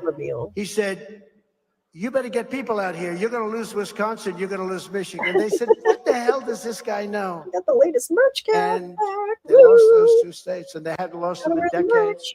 They're weaponizing law enforcement for high-level election interference because we're beating them so badly in the polls. And, you know, one thing about running, I think probably, historically, if they wanted to run against me, they wouldn't have indicted me 4 times. Do you agree? And civil suits also. We don't even talk about them. But these people are slick. They're very slick. And you saw Gavin Newsom with no facts. He beat the hell out of Ron DeSanctimonious the other night, and he had no facts. So the Harvard-Harris poll, we're leading the field, just came out I really told today. Him about Gavin's piece. We're leading the field with 67%. I have 67, while Ron DeSanctimonious has 9%. Don't worry about Ron. And Nikki Birdbrain Haley is at 8%. You know, they keep saying that she's making a charge. Steve Bannon, can you help me with this? Oh, dear. They're saying that Nikki Haley is making a charge. You know, like that guy Langone, big bullshit artist, that he's got the support of Langone. Did he ever put up any money in his life? No. I like Bernie Marcus much better. But she's making a charge, but she's never going up. She doesn't go up. If you make a charge, you're supposed to go up in the poll. She's not going up. Sleeping as much as In the Harris X poll, I guess that's probably X referring to what used to be called Twitter. What's that all about? X. Why don't you ask Elmo? I'm going to do an X. Let me put out an X. But in the new X poll, okay, we're at 68%, and DeSantis is at 9%, and Haley's at 7%. Chris Christie doesn't register. Oh. Doesn't even register. What the hell is he doing? Oh, here we go. He says, you know, it's a race to the bottom. Pig, but it's don't call Ada Hutchinson and Chris Christie are fighting for who's the lowest. What about Ada Hutchinson? He's been at 0 for 6 months. Ada Hutchinson, his name's Asa, by the way. You know, I always like to say that because if I'm sarcastic, the fake news said he didn't know the governor of Arkansas's. The worst is there's a new thing going along. So I'm a very sarcastic person, but I do it out of respect and fun and to make a point. So the other day I'm imitating Biden not getting off a stage, right? So I said, this guy can't even get off a stage. So I purposely, you know, do my thing. You know the way he walks like this? And I go like this.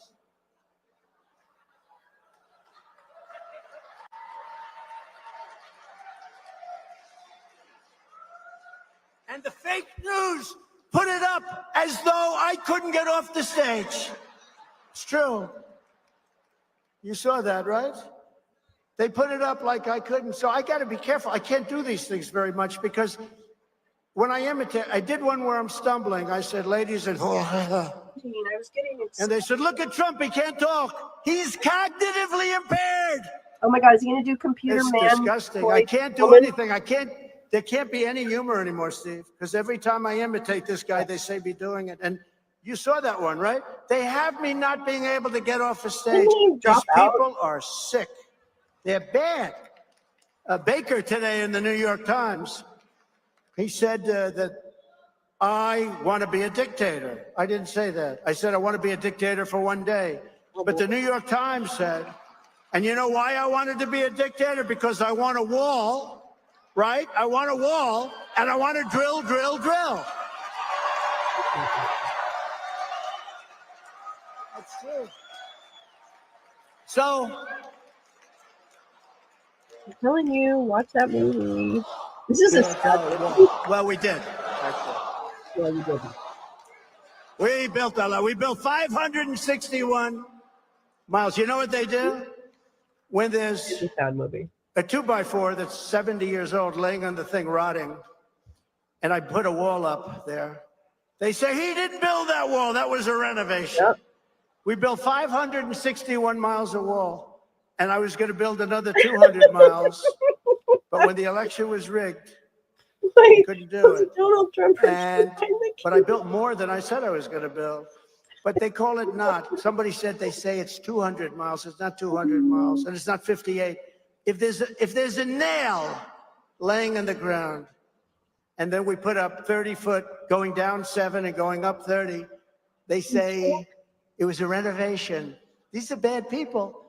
We're also totally dominating Biden in the general election, beating him by many, many points. The radical left Democrats rigged the presidential election of 2020, and we're not going to allow them to rig the presidential election of 2024. We're not going to allow it. Not going to happen. Every time radical left Democrats, Marxists, communists, and fascists indict me, I consider it a great badge of honor. I'm being indicted for you. These are not indictments in the traditional sense. These are Biden indictments against this is just against a political opponent. And the press refuses to say, they act like these indictments are legit. They're not legit. And they said, and with that, he's opened up a Pandora's box that may never let our country be the same. That's a very bad thing what they did to me. You know, because this was something that was not doable. But they've opened up a Pandora's box, and I only can say to Joe is, be very careful what you wish for, because what you've done is a terrible thing. When a president leaves, especially a bitch. Very popular. I got 75 million votes that they know of. We're not talking about the millions that were played with. Never forget, our enemies want to take away my freedom because I will never let them take away your freedom. It's very simple.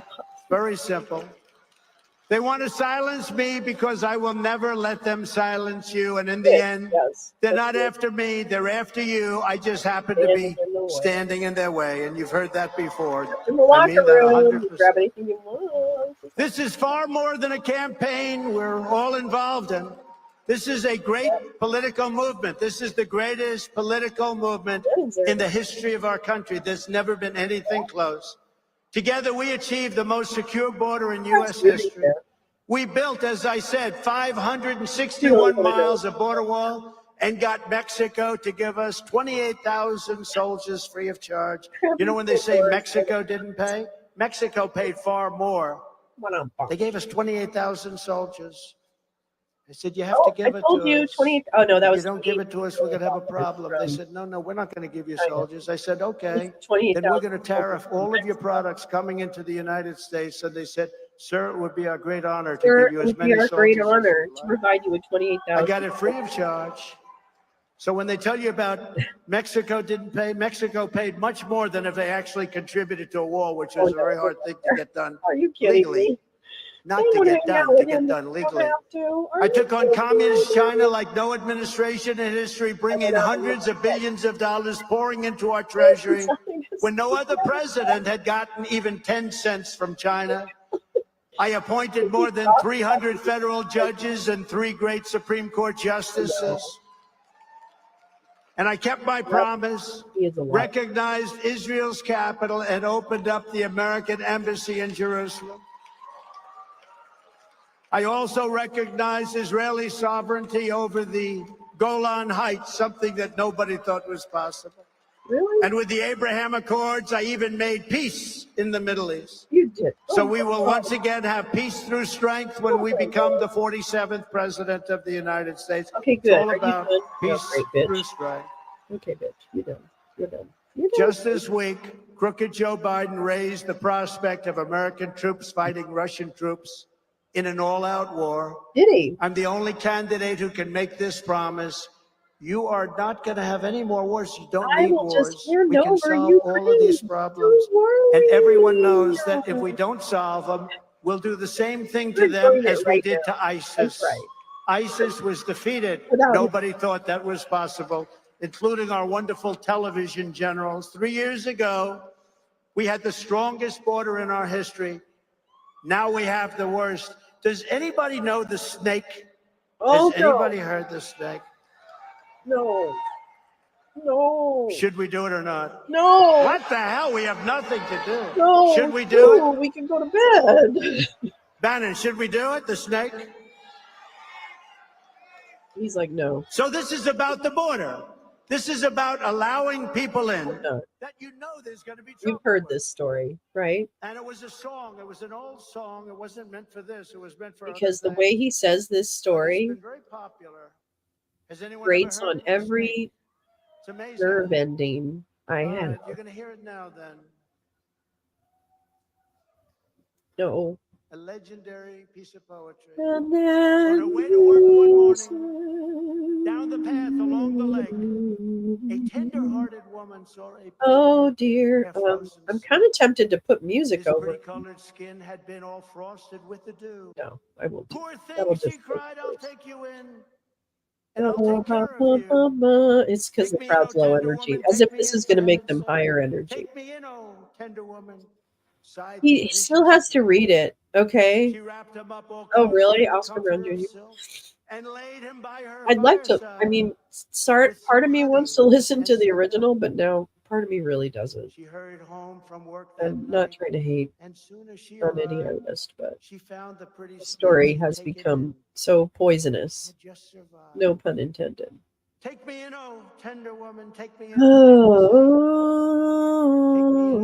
tender woman, cried the vicious snake. Oh, She great. clutched him to her bosom. Good. I think that I should be your president because I am the nicest person, and Steve told me so. And Letitia James is really mean. Steve, you told me I was a nice person. I'm holding you to that. And then Rudy told me I was a nice person too. And then I said, oh, well, but I'm still not going to pay you for anything because you didn't do anything for me. So too bad, so sad. And then I said, wait a minute, what about me? What am I going to do? What about me? When do I get on a plane? And when do I get to have McDonald's? And when do I get to be president? What's the matter? Come on now. You guys got to make your minds up. You have to make your minds up right now. I'm not kidding. I'm not kidding. That's right. Yeah, that's right. I'm going to tell you right now, if you don't give me some McDonald's and a plane ride and I get to go home, I'm going to be really, really mad. Oh, wait, is he back? Is he done? The invasion of our country. Okay. Right. On Tuesday, we had the single highest day of illegal border crossings ever recorded. We had 12,000 in one day, many coming out of the prisons, many coming out of mental institutions all over the world. In Staten Island recently, 2 elderly World War II heroes and a Korean War veteran were thrown out of their nursing home to make room for these illegal alien migrants. They were thrown out. They were 94 years old. This is just one more reason why, upon my inauguration, we will begin the largest domestic deportation operation in American history.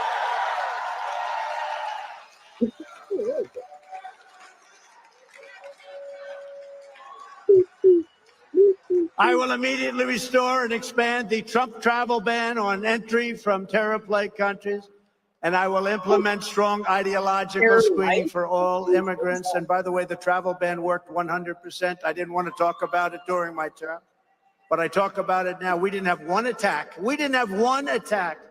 We were safe. And you know who else was safe? Israel was safe, and Ukraine was safe. And Taiwan was safe. They would have never done it. If you hate America, if you want to abolish Israel, if you want to sympathize with jihadists, then we don't want you in our country, and you are not getting in. You're not coming in. I will terminate crooked Joe Biden's electric vehicle mandate on my first day in office. We want cars that will go far. He says that you'll be allowed to buy gasoline-powered cars, hybrids, and also you'll be allowed to buy an electric car if that's what you want. You will have your choice, and you also have your choice on schools. We will have school choice also. You'll have car choice and school. We will not force the trucking industry to go electric when everyone knows that it is economically impossible for them to survive. Crime in our Democrat-run cities is out of control like never before. Every one of them is setting records in murder and violence. Their court systems are rigged against people like you and me. I don't think so. The whole world is watching I think it's rigged my trial, where I've been proven innocent every day. Every day. They have nothing. Alina knows that better than anybody. The case going on right now in New York State Supreme Court is a ridiculous, never brought before case, using a statute against me that has never been used, where a jury is not allowed. I'm not allowed a jury. And where a radical left judge has refused to let go of the case, which was brought by the most corrupt attorney general in the United States. I thought his lawyer working close association with Washington and the DOJ. They're working in very close association. And if it was brought, it should have been brought in the commercial division. This judge would not let it go. I have proven my innocence. Literally every single day we prove total innocence. The clubhouse appointed highly partisan judge who is crazy ruled violently and viciously against me before he ever knew what the case was about and before we even started the trial. He ruled against me before the trial was started. It should have never gone to court in order to make the case for the racist attorney general, Letitia Peekaboo James. He had to get the values of my properties down very substantially from the true values. I am getting bored. So he stated, as an example, that Mar-a-Lago in Palm Beach, Florida was worth $18 million when in fact the real number is anywhere from 50 to 100 times that amount. Okay, well, maybe the higher good than news that. is this is just An as of unassailable his expert other testified speeches, just this so week nothing new. that is worth much more than $1 billion. Yes, he likes Another to highly say respected racist. expert witness in the case testified on Thursday to the Attorney General, "You really ought to be ashamed of yourself for bringing this case against this man." His expert finding after exhaustive research, one of the most respected people in the country. Never. After And being exhaustive great. researches, And if they there is strike no me down, evidence I'll be more whatsoever powerful than no of one else any in the left accounting ever. I'm problems doing or great. fraud. There is not a single reference to a violation of any accounting provision. It's like a He Walmart. concluded by saying if Mr. Trump was guy his from student Marvel. at the Stern School of NYU, where he's a top professor, one of the most respected people in the school, He's not. President Trump would get an A on his financial He's statements. not. He would get an A. In over 40 years, he said, I've never seen a statement that provides so much detail and is so transparent I as these tweeted at statements. Stern, These statements the also business have an school at ironclad NYU disclaimer yesterday, and I'm clause like, stating really? that This guy? the user must use 20 his years? own due diligence and analysis kidding and me? not rely in any way on the statements. Right there, we win the case, but this guy refuses to acknowledge it. The prosecution's star witness, their only witness, stated on the stand loud and clear, Boris, that he lied. He said he lied. I lied. It was like Perry Mason. He said he lied. You did a very good job on that, Alina. I'm proud of you. This was like Perry Mason. At the end, yes, I did it. I did it. He didn't. It's always the last 3 minutes. It was like the last 3 minutes, too. He said he lied. He didn't say He actually said he's the only witness they had. So we asked the judge to dismiss the case, and he said, no way I'm dismissing. It's a hell of a thing. It's a kangaroo court. This judge couldn't care less. He's out my God, to do a job on all of us, and we thought it was cannot gonna let be it an happen. hour. An Wham, appeals bam, court thank threw you, out ma'am. approximately 90% of the case. But no, was he's thrown dragging it out. But this judge openly refuses to honor the appeals court decision as he trudges forward. Facts mean absolutely nothing to him. He cannot wait to render a decision in favor of the crooked attorney general. I'd be Da Vinci's Who Madonna used on the me rocks. to run for her current position, and then remember she ran against our governor now. She ran for governor, Even better. and she failed, only getting a few points in the polls. She dropped out. She then went Madonna back to like the Attorney nobody's seen. General's office stating that she had something very big to do. You know what the very No, big she is? didn't. Me. She wasn't going to run for She's a vicious governor lunatic. because She's an Kathy incompetent. Hochul was You know, gonna as run, everybody idiot. knows, Oh my she was the one. She sued ExxonMobil in 2019. Letitia Good. James in Good a for her. much-watched legal battle. The end Love result was Letitia that James. Exxon moved out of New York. How do you think that's a good idea? Wait a ExxonMobil, one of minute. the biggest companies Well, in the world, Exxon. left New York Have and you they met went to Irving, Dallas. Great Texas? job, Letitia. And that's what's happening right now. Businesses are fleeing our country. What year was Businesses are that? leaving our 1975? this whole horrible system. They're leaving the state. They're leaving our country. Our country has changed so radically. It's business unfriendly, and they're going to other places, but they're fleeing New York State. Are they? And no businesses are coming back. Nobody Because no wants one to come wants back to into work New York State, in but they're person. actually fleeing to other countries. She and the Are they? judge are Here's having the a data. great time together as they mock the system and disregard It's the too appellate freaking division's long. decision with a laugh and with a It's smile. about I've never heard of about a an case where you hour and win 20 in the appellate minutes. division and the judge says, I don't care. I'm not going to abide by the appellate It's a division. long That's one. what we have. I'm going to be And that would have honest. meant 90% of the case would be won. So all of this while murder and But, violent crime is Gal, taking place right Boris outside is of this there. courthouse. Steve is there. So, Rudy is there. Bernie just is to wrap there. up, I want to say this. All We have a his little sick friends. country. We have, as a couple of you have said, we have a nation in decline, in very, very serious decline. No, we don't. We're going to run in New York. We're going to run strong in New York. We're going to do things that nobody ever believed. We're going to win New York. We're going to win New Jersey. We're going to win Virginia. And then we're going to win a lot of the states that we're expected to win. And we're going to do a job like nobody's been able to do. And we're going to bring law and order You're going back. to prison. We're You're going going to to do prison. something that I will say is slightly controversial, but it shouldn't be. We are going to indemnify policemen and precincts and states and cities from being sued. What? We want them to do their job. Our police and law enforcement Oh, that was has like to a little come back, slide and they want at to the come back, end, huh? and they want to do their job, and we are going to indemnify them so they don't lose their wife, their family, their pension, and their job. We are going to indemnify policemen and law enforcement, and we're going to tell them to get out. We love you. Do your job. Do your job.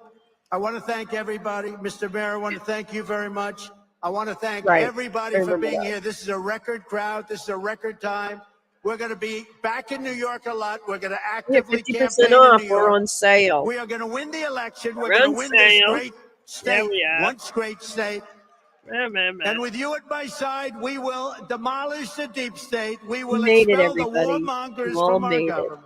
We will drive out the globalists. We will cast out the communists, Marxists, and fascists. Congratulations. You have not been radicalized during this program. That hates our country. We will rout the fake news media. We will evict Joe Biden from the White House. And we will finish this job of making our country great again. Christmas bear. And for all. Thank you very much, everybody. Yeah, Witch Cop specifically. Thank you. Thank you very much. Thank you. Thank you very much. Thank you. Thank you very much. I don't have any out music. Oh, yeah, he does. He uses somebody else's music. Okay, well, that was painful. I'm not going to lie. Being sick didn't help, but it certainly didn't hurt, because now I can just go to sleep and forget that this ever happened. All of you, this never happened. You never saw anything. Mega.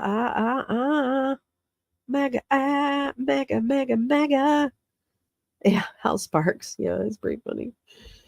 Well, kids, I mean, I am going to say this. I know I'm looking for silver linings, but my silver lining tonight is that I expected this speech to be a little more unhinged than his traditional speeches. And it wasn't. It's the same unhinged. So good news is it doesn't matter. Drink it away. That's right. Drink it away. Yeah, anyway. All right. Well, there you go. Okay. You can't tell if you're reporting or instructing Patrick, but I'm trying to comply. I know. We're all trying to comply.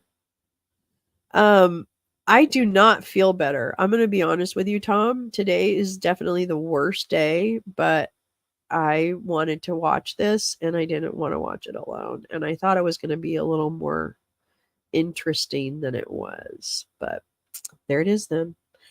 All right, my friends. Well, I'm going to release you to the rest of your Saturday night. And I hope your Saturday and your Sunday, etc., go well.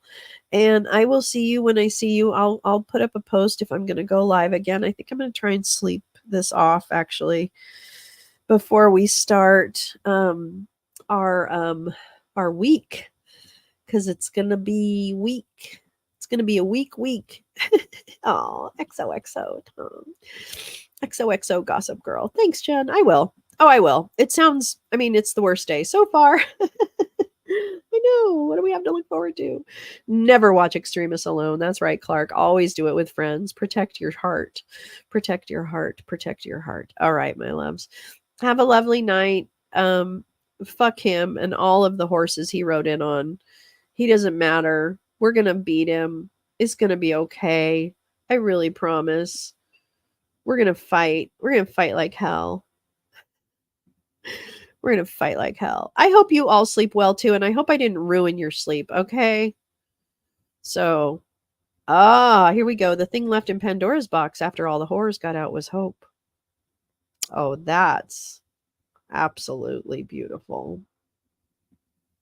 I think we're going to leave it on that. Thank you very much. Have a beautiful evening, and I will see you